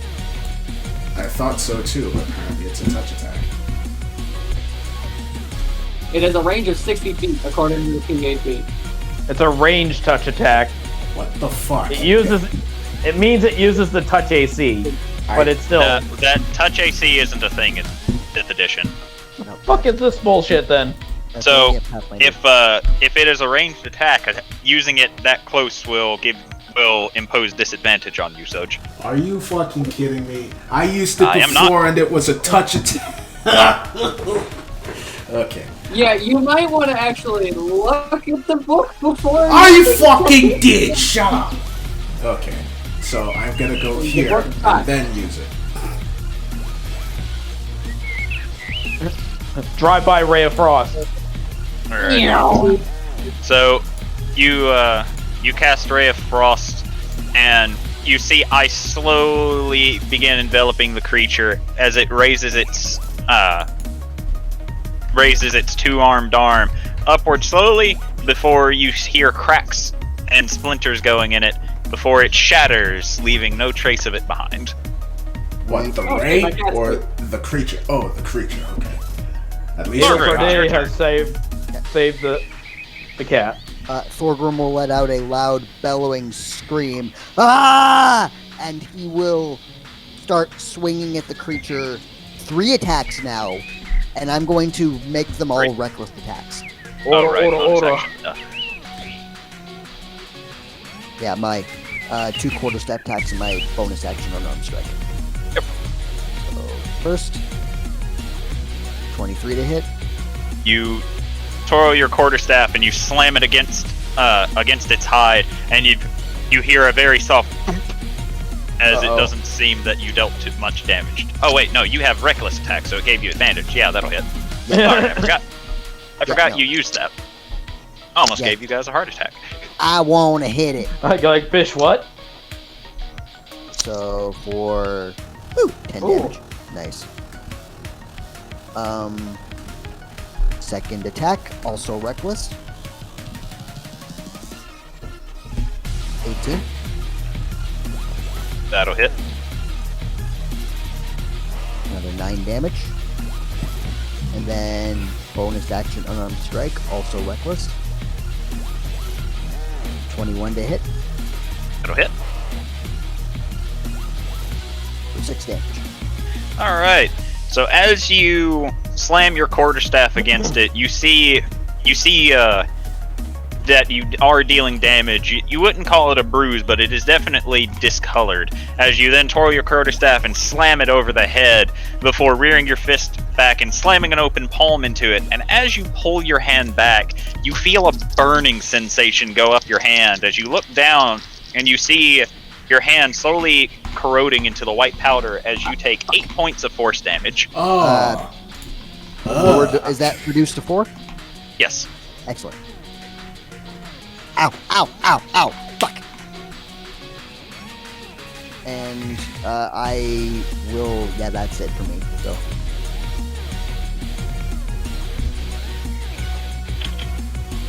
Alright. So, you see one of the little ones scurry up to Big Brother as it begins shifting and twirling, staying close to it, but not currently pressing any type of attack. Brother! Brother! Thank you. I've been here. Thank you. Liquid! Liquid. You all then hear a small hiss come from all of your right as Hubert currently is backing away as his forearm is burning, having a different burn going up it as a colored distortion goes up his arm as his hand begins spasming as he takes 8 points of force damage. Mother of mercy. Anton, it's your turn. Tauntaun is going to wait for the cat to get a little bit closer to the one thing before doing anything at all. Okay. So you're holding your entire turn. Yeah, holding my entire turn for the cat to move to the Got it. big guy. Jubilee. I thought the cat Alright, moved so one what spaces Oh are yeah, the hold on. Sorry. I forgot. Yeah, this cat doesn't have an initiative. Okay. Alright, and then bonus action, one shot. You are doing the thing. I'm doing the thing. Get the Alright. token. So he is doing the thing. So all What's of the you thing? Thanks. see the cat currently trotting toward this big creature as you notice its entire fur beginning shifting color, turning gray, as the cat begins growing and distorting in a similar fashion to Thorgrim, as you notice that the cat slowly twisting and forming into a similar distortion of the corpse that you saw whatever ritual was going, as it slowly begins turning gray, and as it comes to a rest next to you, you see this creature. What the fuck? What the fuck is Fucking that? shit, Masher! Yo, what the fuck? Holy shit. What is that? What the fuck is that? Jesus Christ! Jesus Christ, it's Jason Bourne! What, no one saw Phil? Yo. I No saw. one here has seen Full Metal Jacket? Of course, I've seen Full Metal Jacket. Yeah. What is that? What the fuck is that? What is that, Private Paul? But more I mean, that's importantly, appropriate for what's going on. Yeah, what the fuck is that thing? As it And as then it if I'm will- able, I'd like Hey. to also throw an Eldritch Blast with the big thing. Alright. And it will take one attack toward the big creature.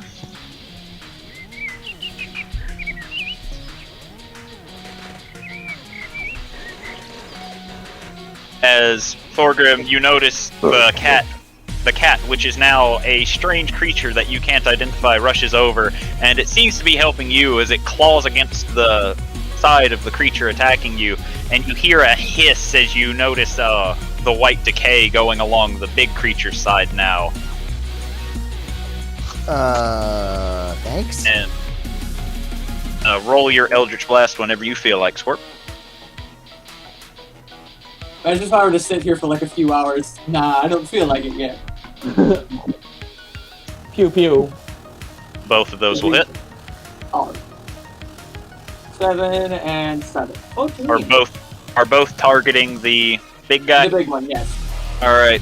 So the first one zips forward and slams against it, but you feel a big hit of resistance as your second one slams it directly in the chest, both seeming to cause damage, but not nearly as much as you feel that it should have done.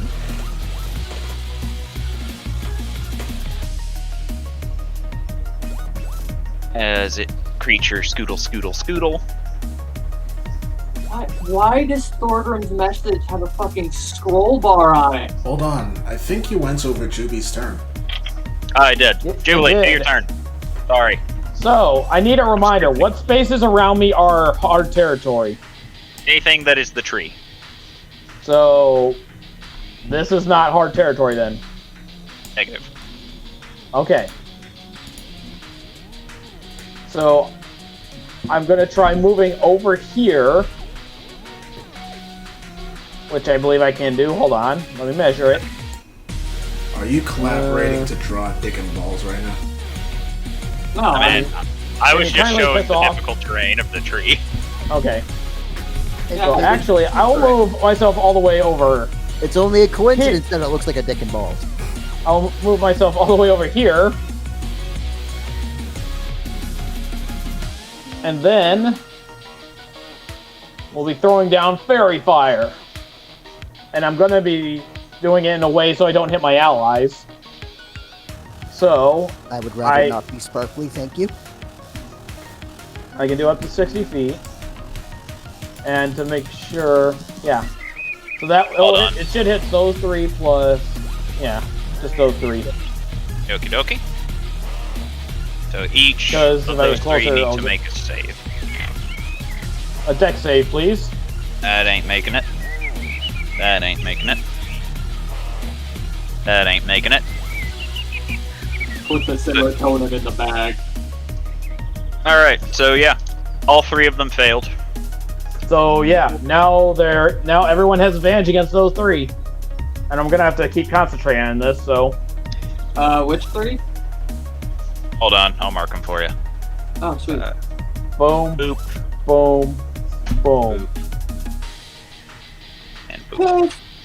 Those three, everyone has advantage on them. Oh, thank you. So, For my bonus action, I'll hold off on anything else. So go ahead. alright. So creatures will scootle. One will scootle behind Thorgrim. Please stop scoodling behind me. Scootle. I don't like when things scoodle behind me. As Thorgrim, you feel something, not quite a punch, it feels more like it pinches you in the back, dealing 3 points of force damage to you. Will you? One. Do not Alright, pinch the old man.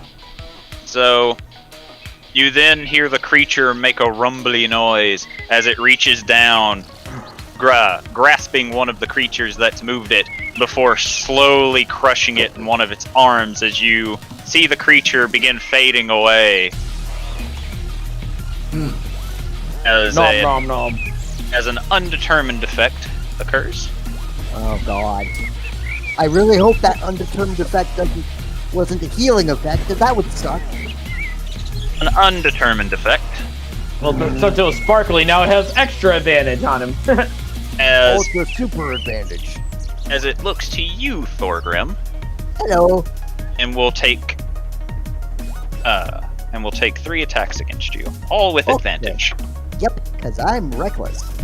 Does a Well. 15 hit? It does. Okay, Oh no. that'll hit. It's This fine. man's gonna die.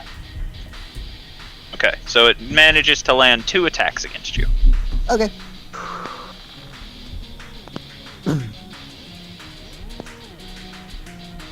As it deals 6 points of bludgeoning damage. Okay. And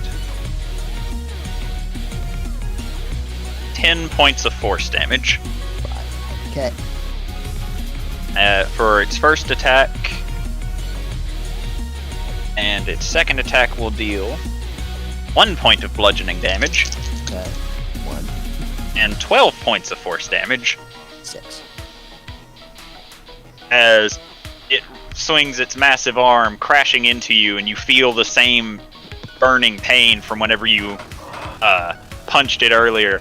And as you're trying to get your composure, a second one slams you directly in your front, covering almost your entire body. But you feel something surge in you, as it seems that the damage isn't really hurting you as much as you feel that it should. So you're able to power through. I just let out this guttural growl. Rawr. Rawr. As Hubert, now done with the thing in front of it, just simply slices it in twain, and you watch as Jubilee, you watch as it seems to shimmer into different colored sparks as it slowly fades away, almost looking like glitter.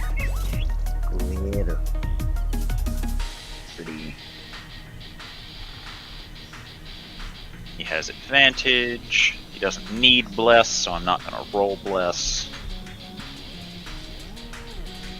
As he then quickly makes his way toward the other creature that Jubilee has given advantage on, very rapidly swinging down into the creature's chest before pulling upward, causing the same distortion before disappearance of that creature. As it moves on to Jubilee's turn. Jubilee's turn. Wait, what? Yes, Adel Sarday, that's who I meant. Damn, I didn't know I'm gonna be a belly dancer. Oh, okay. Jubilee is the new queen of the drow. Ah. Princess. Okay. I am going to throw my hands forward and cause a bubble of acid to appear above this one and this one. Okay. They have to roll to beat a DC. They have to roll Dex. Wait, hold on. Let me double check. Yes, Dexterity saving throw from both of them. Alright. Roll damage. Wow, that was pathetic.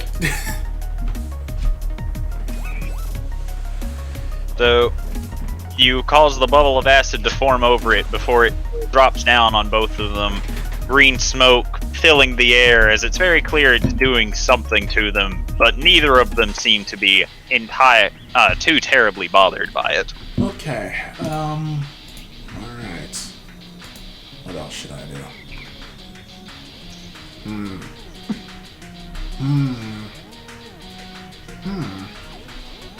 Alright. Next thing I'm gonna do is I am going to Misty Step over here. Okay. I feel I'm gonna need to be in healing range soon enough. And that's my turn. Orgrim. Okay, so the big bad scary thing is now glitterified, right? Yes, so you have advantage on all attack rolls against it. No need to be reckless. Excellent. I will not be reckless because I will not need it. And I will go with I will strike 2 attacks with my quarterstaff. Okay. Not going to do the unarmed strike because I'm going to do something else with my bonus action. So, first attack will be... I told you I had your back. Thank you. Don't forget, you also have Bless as well as Bardic Inspiration if need be. Yes. Does a 13 hit? No. Okay, then I will use Bless. I'm technically not allowed to tell you that until... Well, Bless goes automatically, so you should have True. rolled a You are d4 anyway. to roll the d4. So it's 17 now. That does not hit. What? Really? Oh no! I will then use my inspiration. Well, Okay. 22. That'll hit. Excellent. Alright, so your inspiration is gone now. You only have the one. Yep. But don't worry, Jubilee has 3 more. Yes, I do. Because Idle Sarday still has one. And then 2 more then, because you gave 1 to Hubert. I got 5. Yeah, but you gave 1 to Thorgrim, 1 to Adelsarday, and 1 to Hubert. Wait, no, you didn't give 1 to Hubert. Never mind. Yeah, I was gonna say, what are you on about? I didn't give one to Hubert. Second quarterstaff strike. 23 to hit. That'll hit. Okay, for another 5 damage. Okay. And then for my bonus action, second wind. Okay. For 7 hit points back. Alrighty. So I take 2, like, I almost like spears, like staff attacks, just stabbing the creature in the face. And then I just stop and take a deep breath. Say, all right, round 2. Let's go. Alright. So, little Scoodler will Scoodle. turn toward what used to be Tauntaun's cat and swing a Scoodle at him. These guys do not... Sir, that's vulgar. These guys do not Scoodle very well when they're on attack. Tauntaun. Don't Scoodle the boodle. What? What the hell? Tauntaun is going more Eldritch Blast. Alright. Creature is going to take its swing. Creature will hit. Yes, gotta love having that advantage.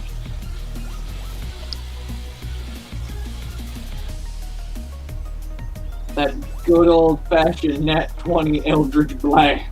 Yep, because everyone had advantage. Pierced. Your second Eldritch Blast will not hit, though. Unfortunately. But I made up for it with nat 20. And remember, you get max damage on one roll, and then you just add another roll to it. Oh, so that's 10 and 4? 14. Yeah, Yeah. 14. 14 damage.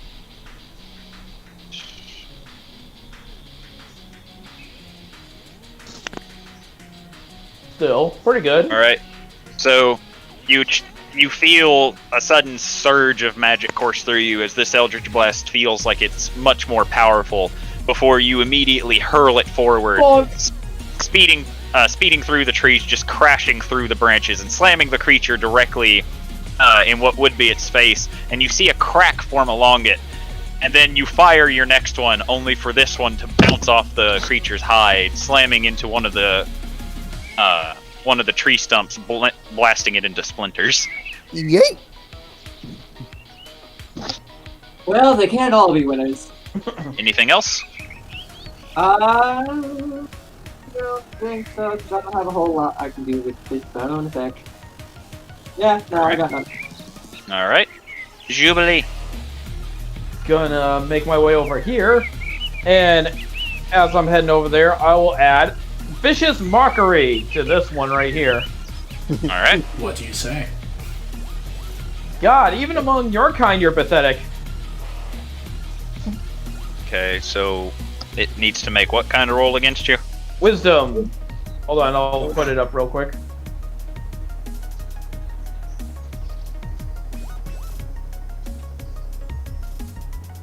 There you go. Alright. It failed. So I get to roll 2d4 on it because I'm 5th level. Yep. It takes 3 damage.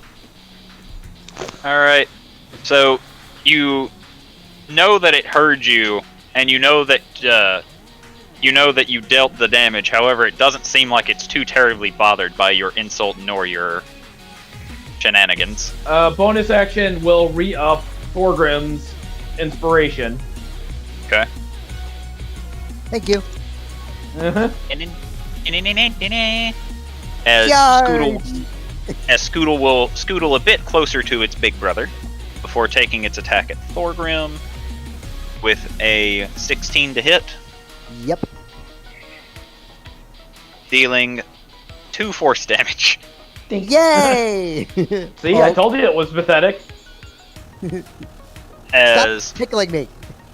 big creature will use its bonus action to reach down, grabbing onto the creature here, and slowly begins squooshing it. Nom nom nom. Nom nom nom. God, that sound effect just reminds me of Board Game Online. As, once again, brother a hug. as it once again does an undetermined effect before making its attacks at Thorgrim. Oh boy. Alright, let's see Did how this goes. Did the technically not a cat anymore do the thing? Yes, it attacked at the end of your turn. Okay. I just don't remember the results. That's because I rolled them. So since I hadn't heard anything about the results of those, going to 16 to hit Yep. Thorgrim, which is Yep. the only hit it lands on you, Okay. dealing 11 points of bludgeoning damage Okay. and 6 points of force damage as it crashes into your side, and you once again just kind of buckle but still stand firm, as it doesn't, as this isn't as it doesn't seem to put you down. Yep. I am officially at. I guess, what is considered bloodied. What does that mean? Half HP. Half or less. So he's hit the yellow. Yep. Alright, so it moves on to Hubert's turn.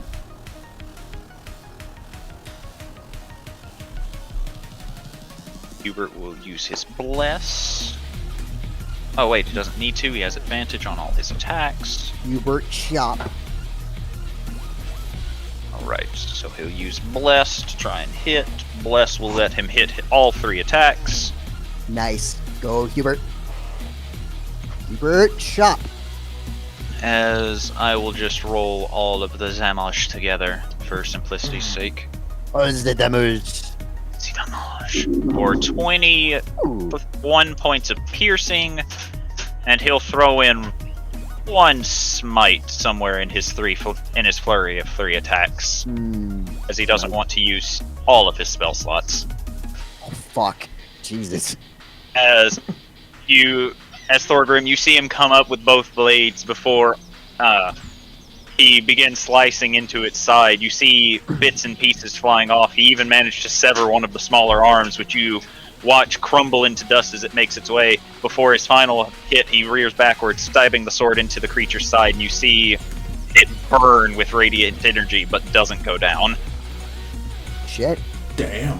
Alright. It'll Sarday. I am going to spread my hands forward and start muttering some words underneath my breath. And...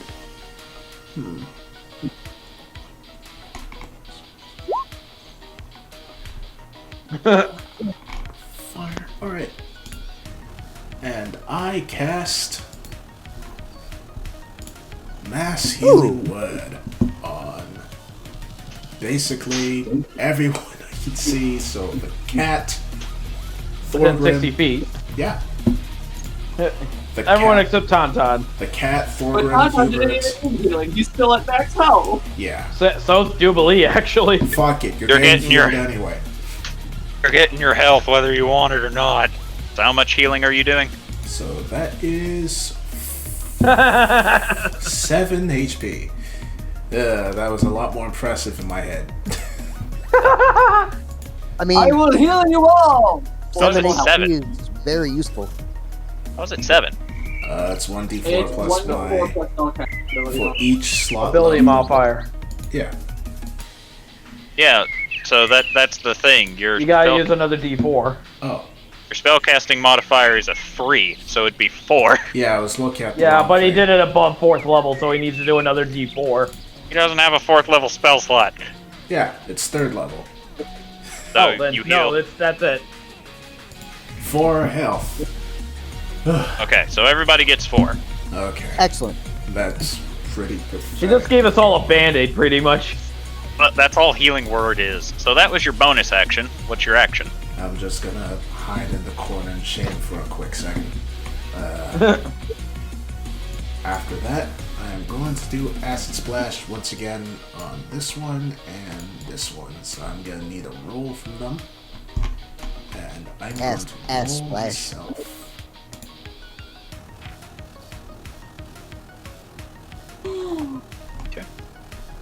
So you hurl the bubble at it, and you watch as it speeds toward it, only for the creature to reach forward, grabbing the bubble and squishing it in its hand, but you watch droplets fall down onto the small creature below it, and you see the creature slowly begin melting away. Yay! As it moves on to your turn, Thorgrim.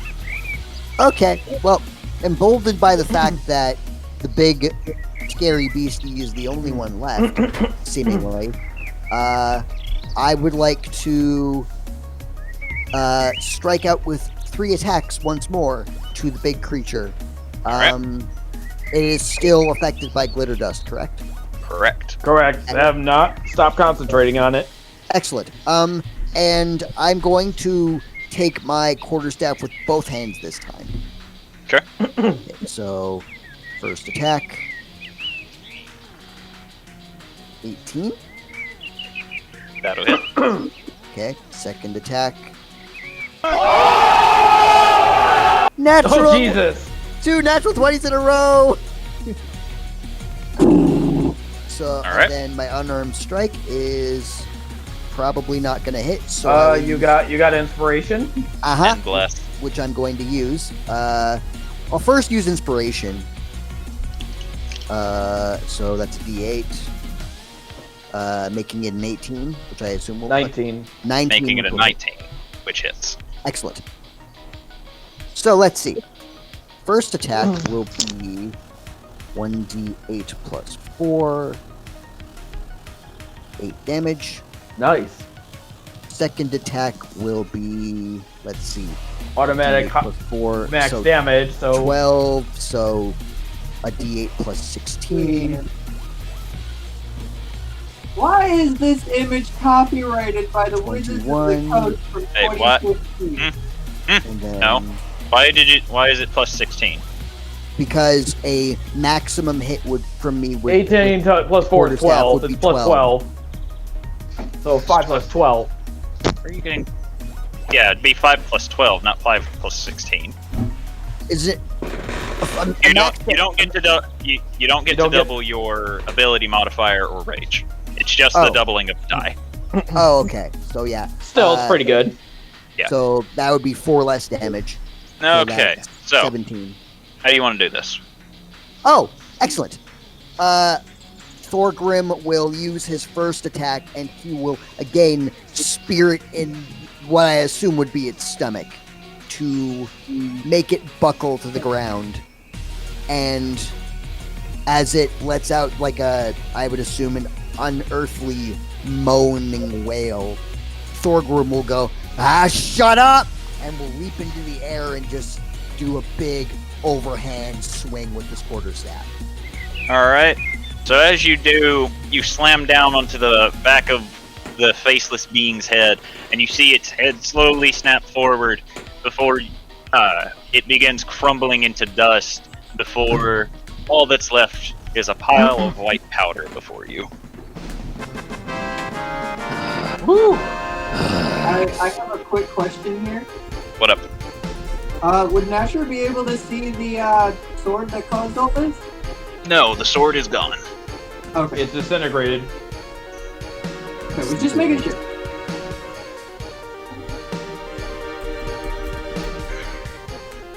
Combat's over. Combat is over. I'm probably gonna whistle for Nasher to get him to come over.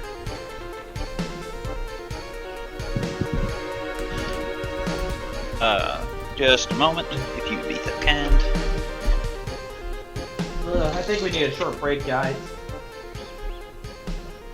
Wow, I kind of feel like that big heal that I thought was gonna be a big deal did jack shit.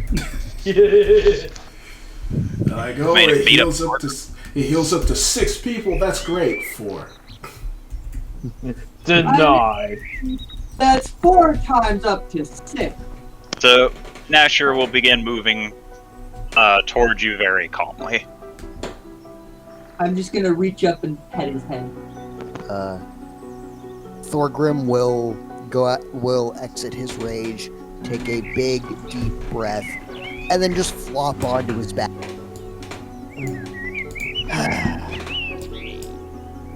Wait, the initiative is still there. Something's coming.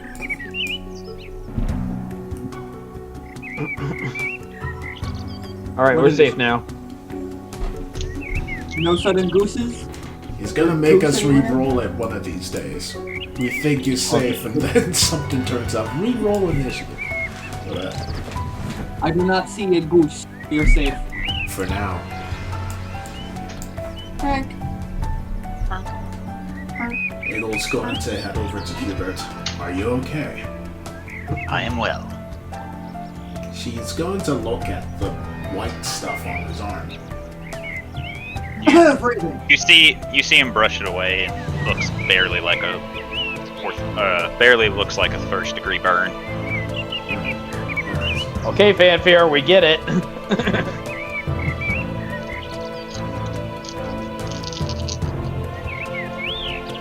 So, I'd say we all take a short break and recollect ourselves. Tauntaun Well- is sitting on something. While Mr. Tauntaun over here probably should investigate over here, pointing at the cocoon thing that's probably still there. Cocoon where?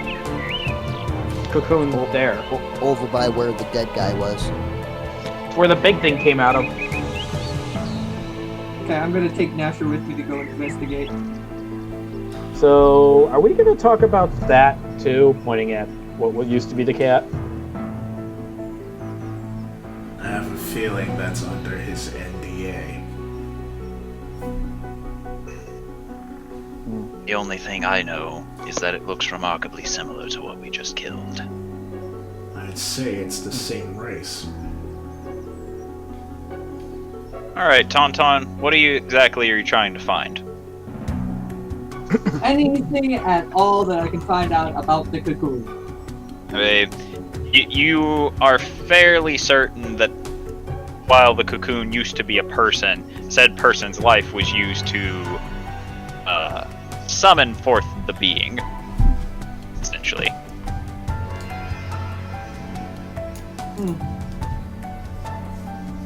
What is up with the music? What? It's like coming in all scratchy for me. Ooh.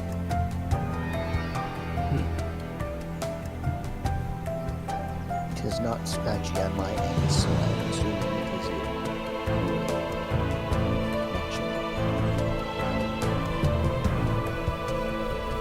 Oh, you guys sound fine. It's just the bot. Bot's muted for me, so. Would I be able to figure out precisely how it made the creature? Roll a religion. A religion? Religion! Ha! I got a 4. No. Fuck is this? Well, in that case, I'm just going to write down everything I see and then just think about sending it to my parents again. They're smart. They should be able to make something out of this. Adel was going to offer her hand to the prone Thorgrim. Thorgrim will take said hand and sort of hoist himself up. Yep. Alright, Adel will stumble a little with this because he is heavy and she is weak. Well, if she stumbles, she'll stumble into Hubert. Perfect. Thorgrim whip. Perfectly calculated. Haha! Thorgrim Tauntaun will will. then pick up the now catified eldritch monstrosity and put it on his shoulder again, as if it never was an eldritch monstrosity. It will Thorgrim calmly lay down. Will very Sorry. gently hold on to Adelsarde's hand and will say, "You okay?" I am fine. I've been through worse situations than that. Besides, it didn't even touch me. He'll reach up and sort of just roughly pat her on the shoulder and just say, "Good. I think it'd be best if Hubert and I are the ones who take all the hits." She frowns slightly to that, but then, seems to move on. So, where is...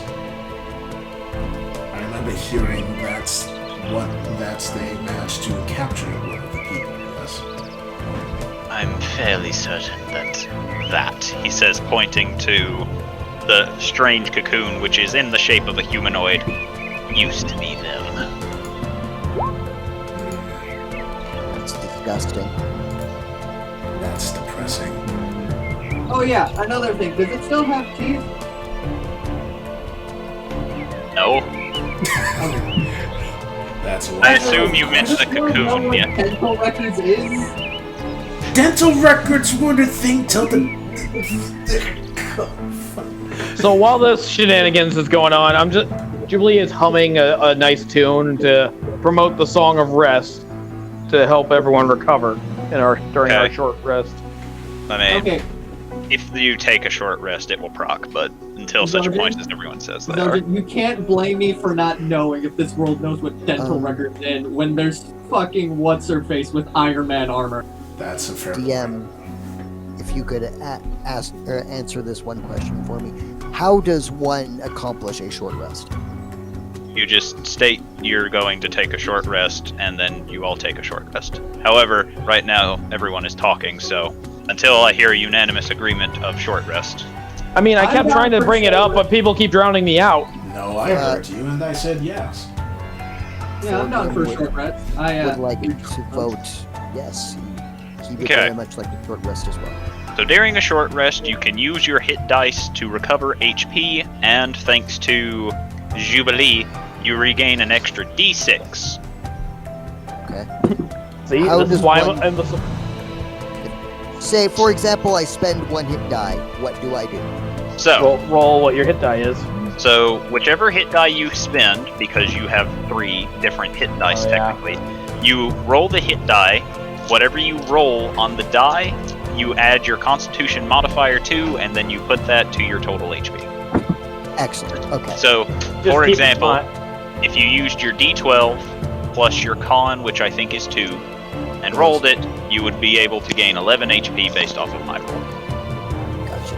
I will, in fact, do exactly that. And once you use a hit die, you cannot reuse it until you have finished a long rest. Excellent. Luckily, you have 3 D12s, so you can do that. Yes. And again, thanks to my Song of Rest, you also add an extra D6 to that. Okay. Yep. So And 6 plus another 6, so 12. hey, Excellent.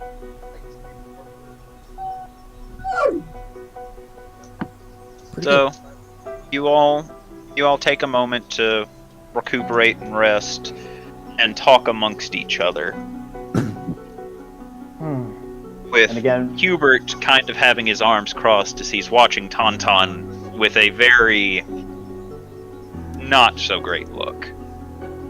yeah, Jubilee is humming, but still a little concerned about what she saw, and also this, yeah.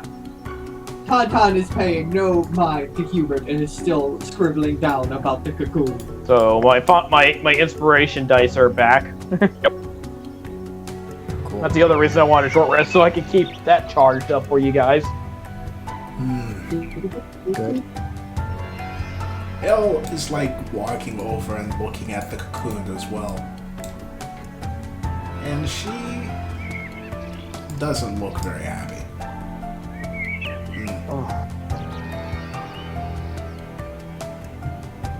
I've heard about things similar to this before, but they were significantly bigger. If it's the case that they were brought into this world in the same way,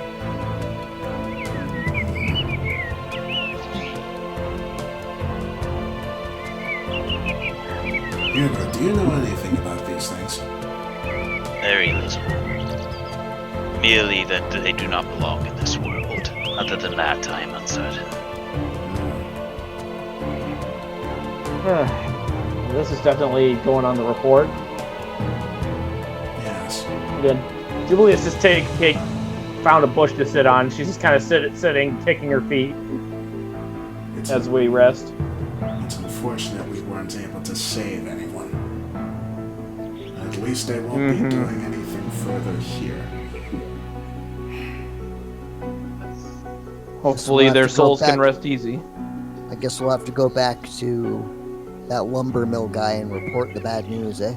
Yes, hopefully he is still with the king. I hope so. Yes, but at least the woods are now safe for him to do his work again. I wouldn't be so sure. Anywho, let's return. I hope Thorgrim will stop and he was sitting for a moment, but he'll stand again and say, I hope he's at least kind to this wood. It has seen better days.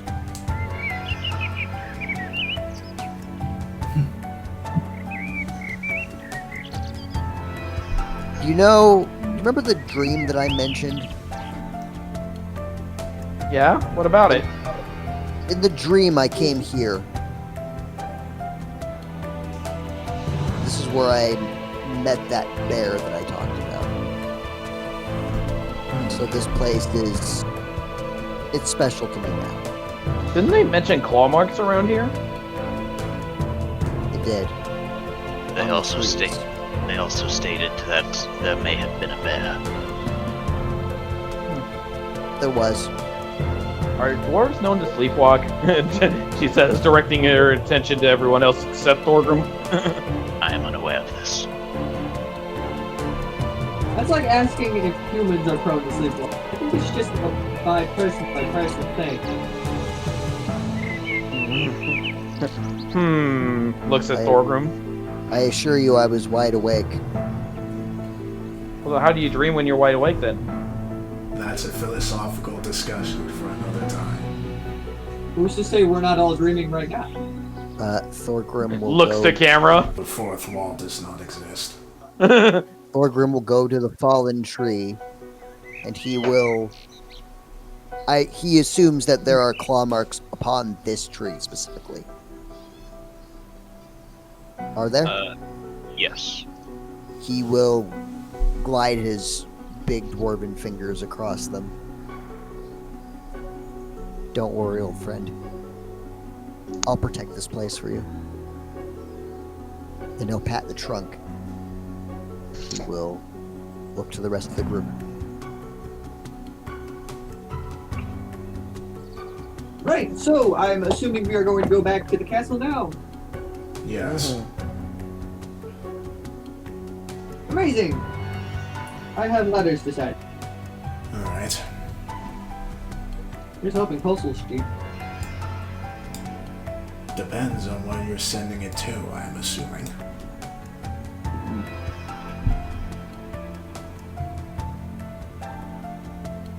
He did say his parents earlier, lady.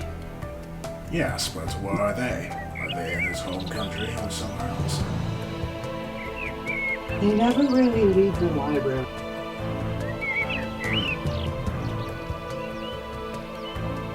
That's not concerning or anything. I don't see why it So would be. there's scholars. Why would they leave the library? Where all of their work is. You mean they never leave? Pretty much. If they're in there bring food. I mean, I think it's a case of they don't want to leave. Yeah, they are being held there against their will. They just choose. I suppose that's another instance of if you love your work, it isn't really work. I mean, is it so different than your people loving the underground, Thorgrim? Then booze. Although everybody likes booze. I mean, Not everybody. no, but there's a lot more books involved, so. Anyway, are we going back to the castle or not? Of course. Alright. Julie will stand up. He'll look to the tree once again and say, Alright, old friend, we're taking off. I'll see you later. You get no reply, but you feel something within your core, as if something has hurt you. Yes. Within his core. That tightly bound core. My muscles hurt me. Honk. So, as you all travel along, I'm going to grab a random token. Oh boy. Do the cat. Oh Do the cat. no. The cat should be the mascot. He didn't say it had to be one of ours. As Technically, the As you cat begin- is ours. as you begin entering the city, you see a man, and it's very familiar to you all, as it's one of the farm hands from the farm you went and helped just Pig yesterday. farmers. And you see his eyes are wide and buggy, but his clothes are covered in blood. Sorry, can you repeat that? His eyes are wide and bulged out as if he's panicking, and his clothing is covered in blood. Thorgrim just goes, bacon. And he's like, hey, friend.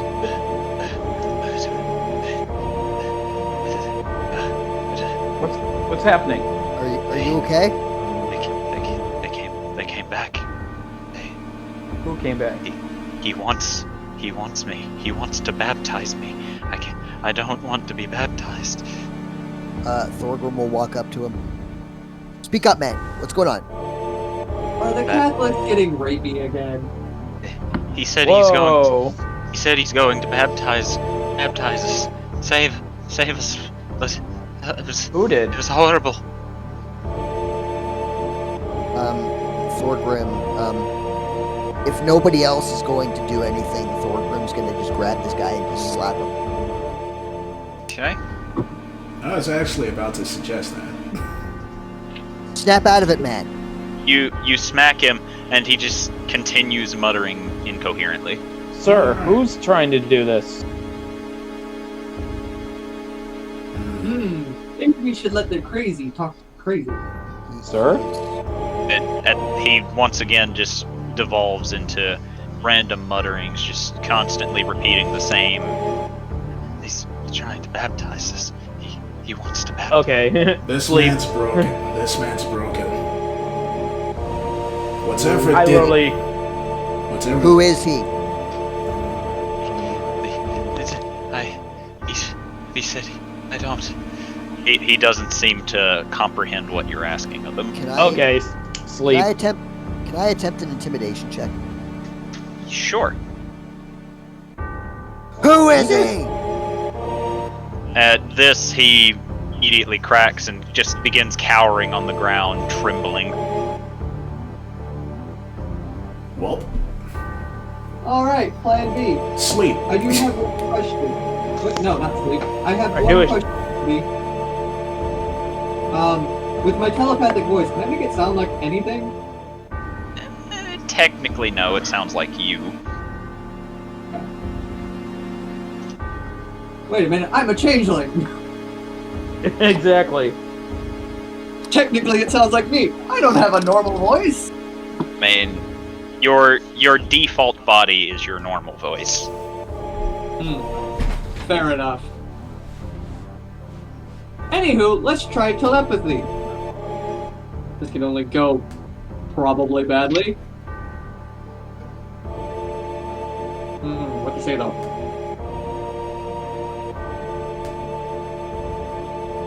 I'm going to try and do a motherly voice then. What's the matter, dear? The moment you connect, the only thing you hear is evolution. Huh, it certainly is a mystery. Indeed.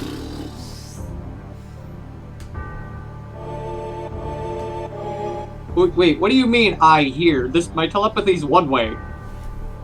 I'm still going to say you begin hearing in your head evolution. It's like, oh, that's new. This doesn't normally happen. Somebody hijacked the connection.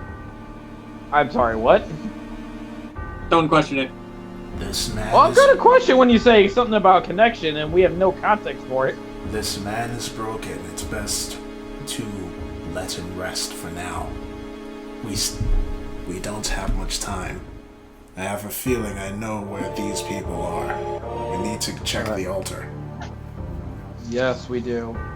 Time to turn to cat and just telepathically speak to it. Hey, which one was evolution again? The cat looks to you as this is not a familiar title amongst the beings that you understand, and he says, "It is most likely a scion of theirs." Hmm. So in other words, we're probably going to be in deep shit. Great. Yes. So now the question is, do we go back to the altar now, or do we report to the king? I think we have to go back now. There is a We may farm. want to not do that if we value our lives. There is a farm over there and whatnot. If we don't, then there's a higher chance that they're gonna end up, and more of those things are gonna be out there. And There's a... It'll start today. We might actually have to reconsider, what do you mean? considering points to the farmer covered in blood. Like, we don't know if he's in a proper state of mind. Of course he's not in a proper We state of mind. need more people than us. We Paolo said he was we gonna get also out of the might guard. we might need to an redirect army. them. The town guard might need to be redirected. What the hell was that? I think Me someone fixing my dropped their mic mic. now? We're closer to the king right now. I think. Closer to the castle than we are in the farm. We should still talk to the king, and then we should go back to the altar, but only after we spoke with the king. Yeah, speak to the king, see if he can't send more people. One of us is going to have to get horse. El Sarday doesn't look very happy with the idea, but she reluctantly nods. Very well. That's probably for the best. The way this is going today, I just don't want to. I can barely hear you, Chaos. I was saying to Sarday, with everything going on today, I just don't want a chance of any one of us getting hurt. So we need to make sure we're ready. Right. I believe the general types would say only fools rush in unprepared. That is true. I would also say this. Mostly because I know more, but stupid NDAs. El Sarday, glances over to Tauntaun at this, but sighs. Fine. The best I can tell you is that if we go now, we're all going to die a horrible, gruesome death. The cat then looks to you and just goes, "That is not what I said." That's enough. We need to go now. Yes, let's go. Shortrim's already walking. Yep. Where are you walking? Follow. Where? To Nilo's castle. I'm Okay. waiting for Thorgrim to say. Sorry, what? Where are you Where is walking? Thorgrim walking? To the castle. Okay. Tauntaun, however, is going to go and find a way to procure some horses. That's not a bad idea. Secure some what? Horses. A way for us to get to the farm quicker. Unless, perchance, I already have horses. No. They did travel with a group. You did travel with a group, but you did not get a horse. Ew. You walk in and you see Nilo currently reading something, and he looks a bit troubled as his brow is furrowed, and he seems to be deep in thought. King Nilo. We've returned, but we don't have we have good news and bad news. He holds up a finger as he continues reading before looking up and says, "I'm sorry, I was reading something most disconcerting. What is your news?" We dealt with the original threat. However, I believe that there is another one that has appeared nearby. Specifically around the farm for which we returned the pigs. Yes. A traveler came and said that the farm nearby was on fire. A group of kobolds went to investigate it, but I've not heard anything from them since they left. What? Oh no. The farm is on fire? Yes. Apparently they've been Break it, attacked. break it. But not only that, but the docks in the city have also been attacked at the same time. What? I'm not sure what's going on, but it seems coordinated. Aelf frowns. No, this is too soon. It can't be them. We have to help the farmer now. I agree. If you all can head there first, I will have backup going as quickly as possible. As said, there was an attack here, and I have to have my guards investigating that first. Understood. All Plus, right, come on. Alright, thank you for your time, King Nilo, and we'll head out to the farm then. Do you have For any the- transportation that we can borrow to head there faster? Of course, I can give. You can have 3 of the horses. They're in a stable nearby. They're personally bred for the soldiers of the castle, but you may use them if you need to. Thank you. Let's go. Okay. There is 1, 2, 3, 4, 5 of us, so 2 of us, 2 groups of 2 and 1 single. So who's doubling up? Well, I should probably double up because I am small. the smallest of the group. There you go. Here are our groups. Yes. Tauntaun getting shafted into Shaggy and Scooby Roll again. The very much fit Hey. wheel. At least you have your cat. I do have my cat. I have my Eldritch Monstrosity. I'm probably safer than everyone else. Yes, Ruh-roh. your cat. Wink, wink. So, I'm surprised No. nobody has gotten the league reference I've made out of fucking Nasher at this point. I don't play with I need. No, oh no, I am very well aware of Baron Nasher. Okay, good. So I need to know where you guys are going first. Farm. Straight to the farm. Straight to the farm. Okie dokie. Not gonna pick up the horses? Yeah. Well, The go to the it's implied that you got the horses first. go to the horse. Actually, should we go to the farm or should we hit the altar?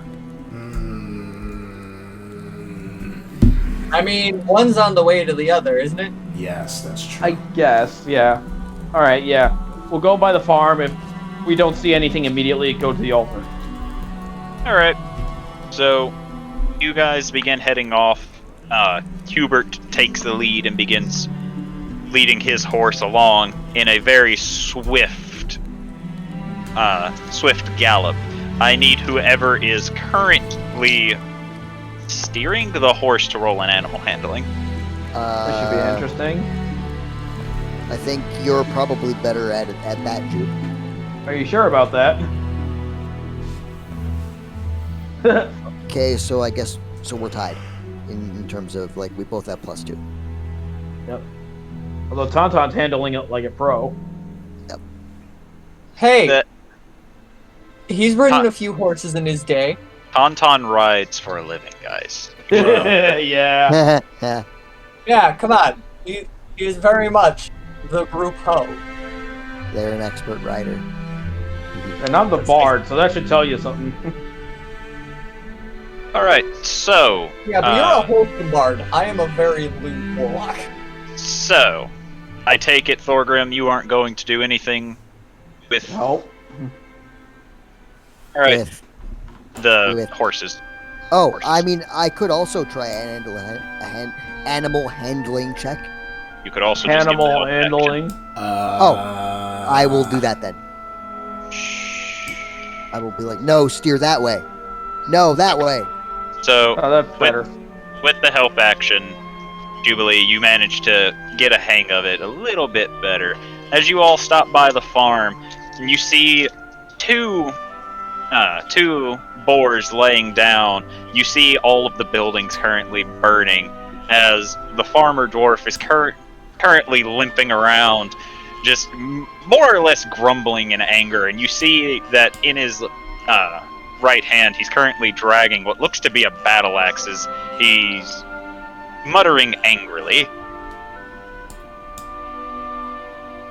the pigs are dead, correct? Yes. Thorgrim will, once we get to our destination, he will dismount the horse. He will trudge sadly over to the dead boars, and he'll go, Bacon. "No, not the bacon!" Yup, there it is. And as you get closer, you hear he is currently angrily muttering in Dwarvish, all vulgarity, absolutely nothing pleasant to say. Thorgrim will walk to the farmer, and he will speak also in Dwarvish, and he'll say, "Hey, fuck happened?" We were attacked by things. They caught my barns on fire, my house.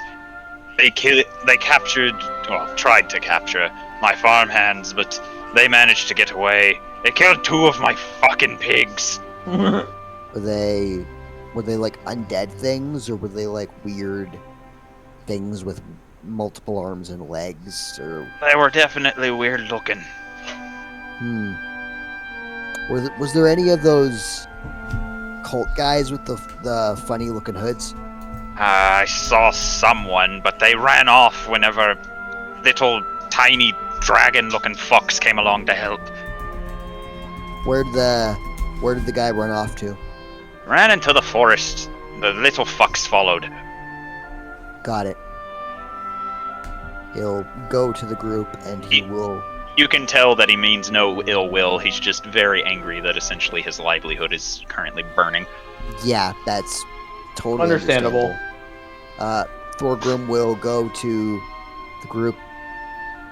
He'll switch back to common, and he'll say, "Well, looks like a bunch of our weird things showed up with another one of those hooded folk, and the hooded guy ran off into the forest, and a bunch of kobolds Then let's go. chase after him."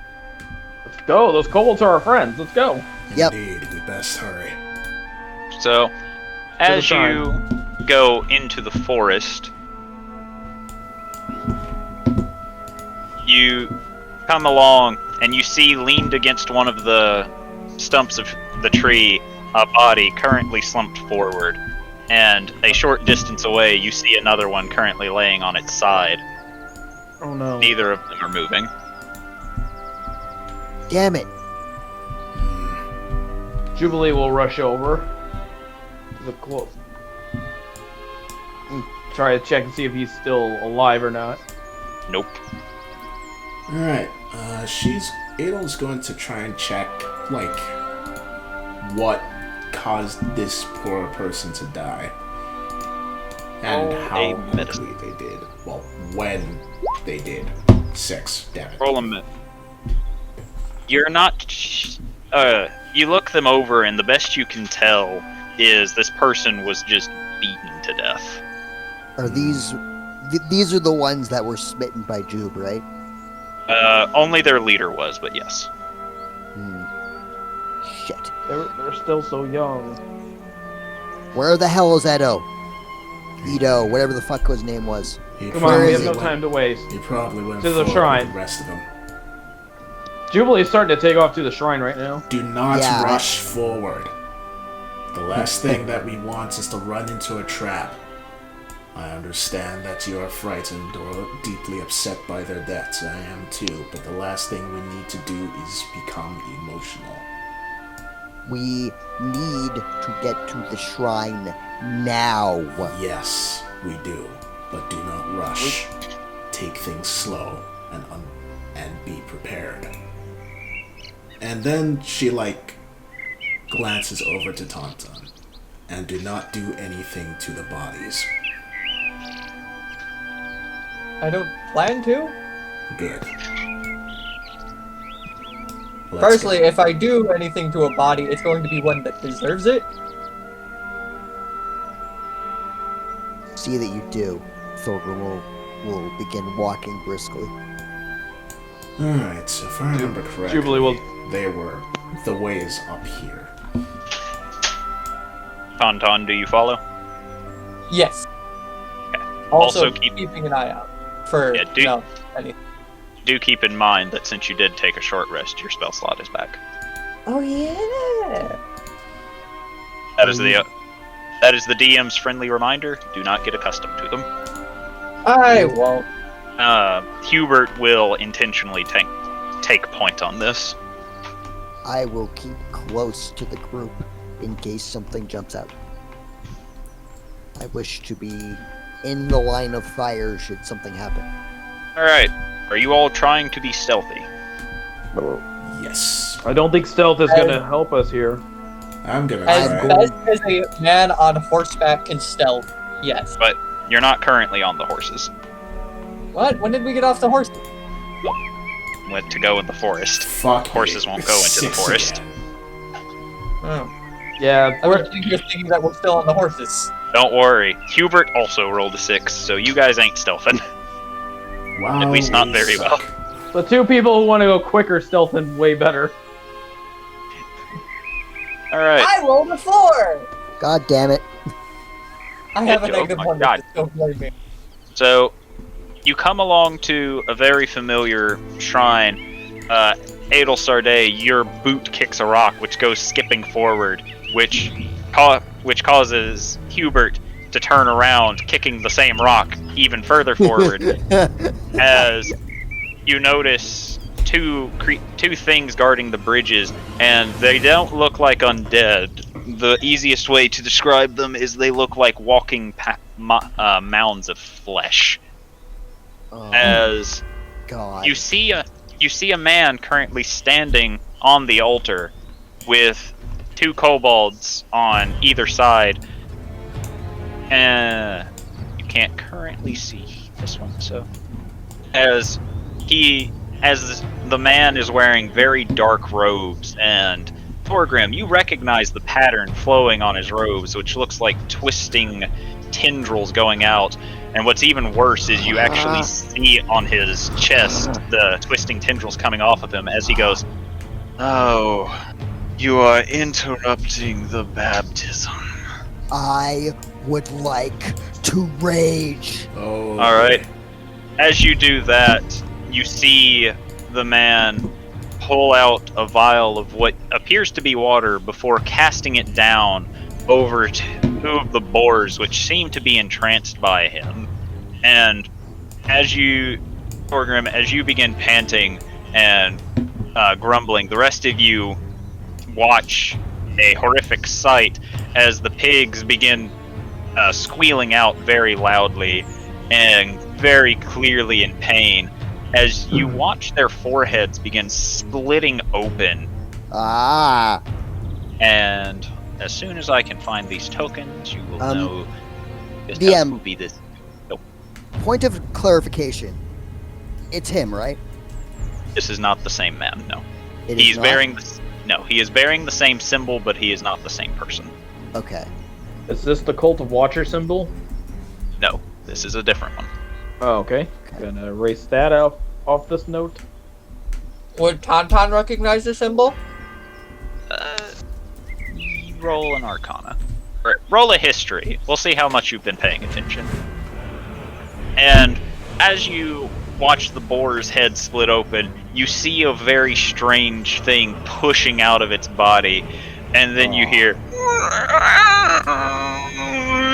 which sounds like a mix between a very loud squeal and a groan of pain. Yeah, Jubilee is absolutely horrified. Tauntaun's just gonna look at it and go, mine's better. Thorgrim will look at the robed figure, and all he sees is him. And all he sees when he watches the pigs get transformed, all he sees is her. And he just starts screaming. Like, this is just pure guttural, like, you've seen Thorgrim rage, but this is, like, beyond rage. This is advanced rage. This is extra rage. With cheese. This isn't just rage. This is the rage of a man who's lost everything Yes. and has found the source. Ultimate edge. And he is coming for you. As it is time to roll initiative.